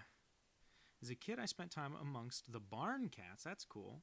Is it normal? No. I am a cat lady, but my fiance loves it, so I got lucky. Aw. I too think Theodore is the cutest, and I too think, well, I think your fiance is lucky to have acquired such a nice cat lady. My boyfriend went on a trip to Ireland, and he was telling me, he was telling me that he went out in the middle of the night. He was wandering around. He couldn't sleep. He's in Ireland, and he goes wandering out in the parking garage, and he sees a stray cat in the parking garage, and he says, yeah, so I called it over, and I said, no, don't do that. He goes, no, I called it over, and I pet it. And I was like, don't pet a strange, you're in a strange country, you're going to pet a strange cat in a parking garage at 2 a.m? And he goes, no, I pet it, right? And it was so nice, and it was so cute, and it rubbed up against me, and it like left dust all over me. It was like covered in like something black, and it like got all over me.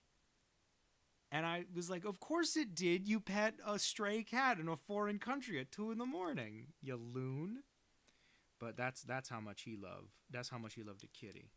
I'm so sorry. I missed Theodore's little chest scruffle. So you may have to take your picture again. It's important to me that he has the little chest scruffle. Let me pull the cursor out of the way. Yeah. But that's I have come to love cats. Yes, exactly. Honk, honk, honk. Doing the little kneading. The little kneading. Yes. I think my boyfriend's met the devil many times. That's why we both turned out gay. I think that's what does it. I think it's sinful. I think it's wrong. And frankly, I don't know what I would do if I were confronted with such news. I think I'm going to do one last doodle, and then I'll let you guys go. Not that you're being held here while I finish it, but I just want to do one of the dog kind of racing off. You know what I mean? Like a horse. How do dogs run? That's another thing worth Googling. A dog running. Dog running. Yes. Okay, dog running. Okay, so it looks like... Okay, here we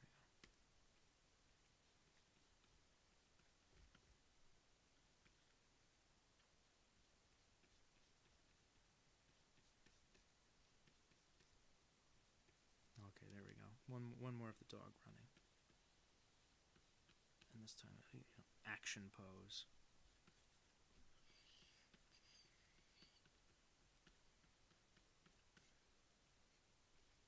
Kind of looks like a person jumping.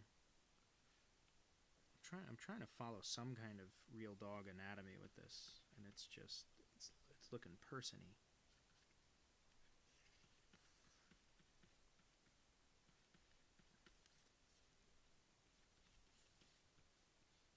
Give it a tail.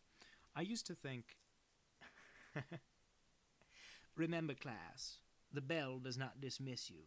The koala with the M16 does. I like this dog I drew.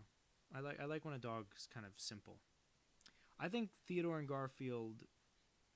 Theodore might be too loud for Garfield. You know what I mean? Like, they might get along at first, but then Theodore would be, the middle of the night would be singing, I saw a werewolf with a Chinese menu in his hand, walking through the streets of Soho in the rain.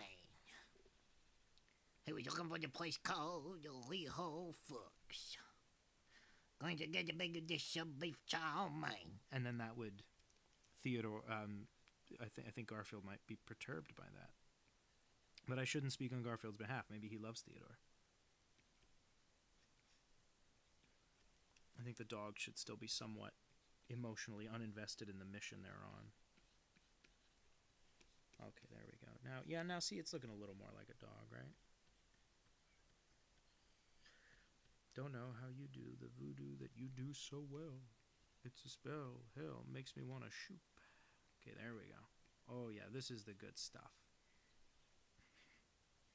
Sergeant Major Holt is holding... Look, I want to be clear about this. If you even try to leave before I say, thanks for coming out tonight, guys, I'll see you at the next one. If you even try to leave before that, I don't know if I'll be okay tonight. And I'm not saying what I do is on your head, specifically the rat squid, but I am saying that it's wrong to be a self-loathing Jewish fella. Or gal. I don't know. Anyway, me. There we go. Oh, look at this dog. I'm also very glad you caught this live. It was very nice of you to come out. You didn't have to.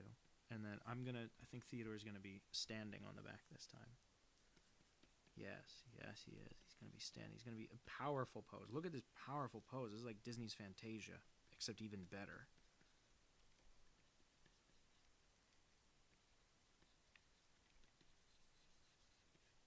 And we'll give him that M16 we've been talking about. I actually don't know what guns look like, so I'm just going to give him the first machine gun I can draw.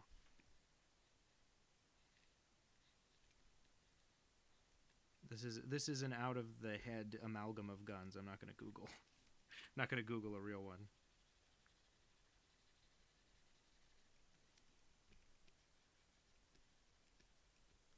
Theodore has canonically used a firearm before. I did that one of him trying to open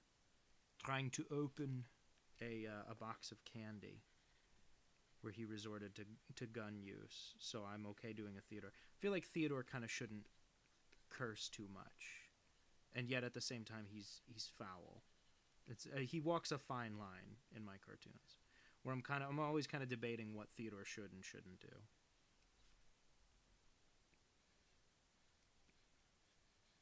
Oh no, the strap is making it look less gunnish. There we go. There we go. This is one of those times where Theodore's whole body is just going to become a bean.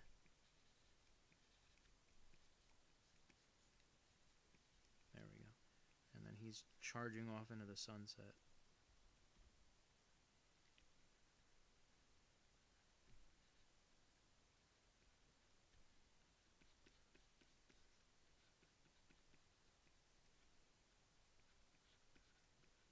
I actually kind of like this drawing. Strangely enough, I like this drawing a little bit. It's a pretty good one.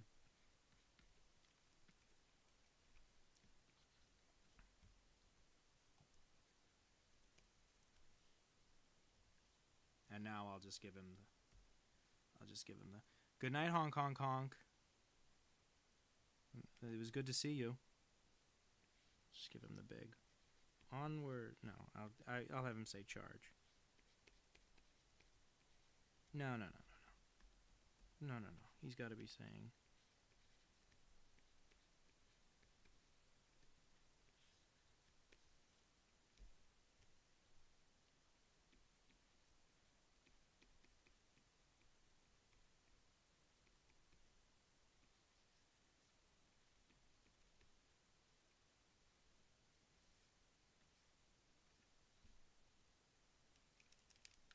There we go. Bada bing, bada boom. What a good drawing to end on. And let me move the cursor out of the way in case you want to take a screenshot of that. The collab with Germa. If that machine gun is not an M240P, I have no idea what gun it is. It was just the first one I could draw. It's an imaginary one. I'll see you next time, Hong Kong Kong. And then let's say, before you go, I'm a big fan of your channel. I was in the middle of... Oh, thank you so much, Sean. I'm so happy that you enjoy my work. I'm happy when anyone enjoys my work. And if Germa will collab with me, then so be it. No, people have told me that some voice I do sounds like Germa. I think it's like the woman one I do. Someone told me sounds like when Germa does a woman voice. Theodore probably hooks up Garfield with some nasty stuff to put in that lasagna. You know what I'm saying? Some eucalyptus. Oh, thank you, Jen. You really didn't have to. Make sure you take a screenshot. You're too generous already. I'm ending this live stream before anyone's nice to me again. Thank you guys so much for coming out. I've never done this before, and it was really nice to have like an audience of people who wanted to see it. That meant so much to me. I love making these cartoons. And even if I'm slightly distracted, it's so much better having people here. That was so lovely. So thanks everyone for coming out. Make sure, anyone who wants to take screenshots or whatever, Rat Squid, you've also gotten a shout out in this one, so make sure you take a picture and take a picture. It'll last longer. I will absolutely do one of these again. I will do another live stream soon, and I'll announce it ahead of time so you guys can know when I'm going to do it. But thank you all so much. This has been really fun. And good night, everybody. There's going to be like an awkward 30-second pause here because I've never used the software before. So I have to find out how to turn it off. There's an off button somewhere. I'll find it. Give me a minute. Let me send a heart. Oh, you know what? I'll send a 100. Yeah, 100, 100, 100, 100. I don't know if that pops up on your end. Maybe just the hearts. Okay. Everybody, have a good night. Thank you all so much for your generosity and your time. Let's do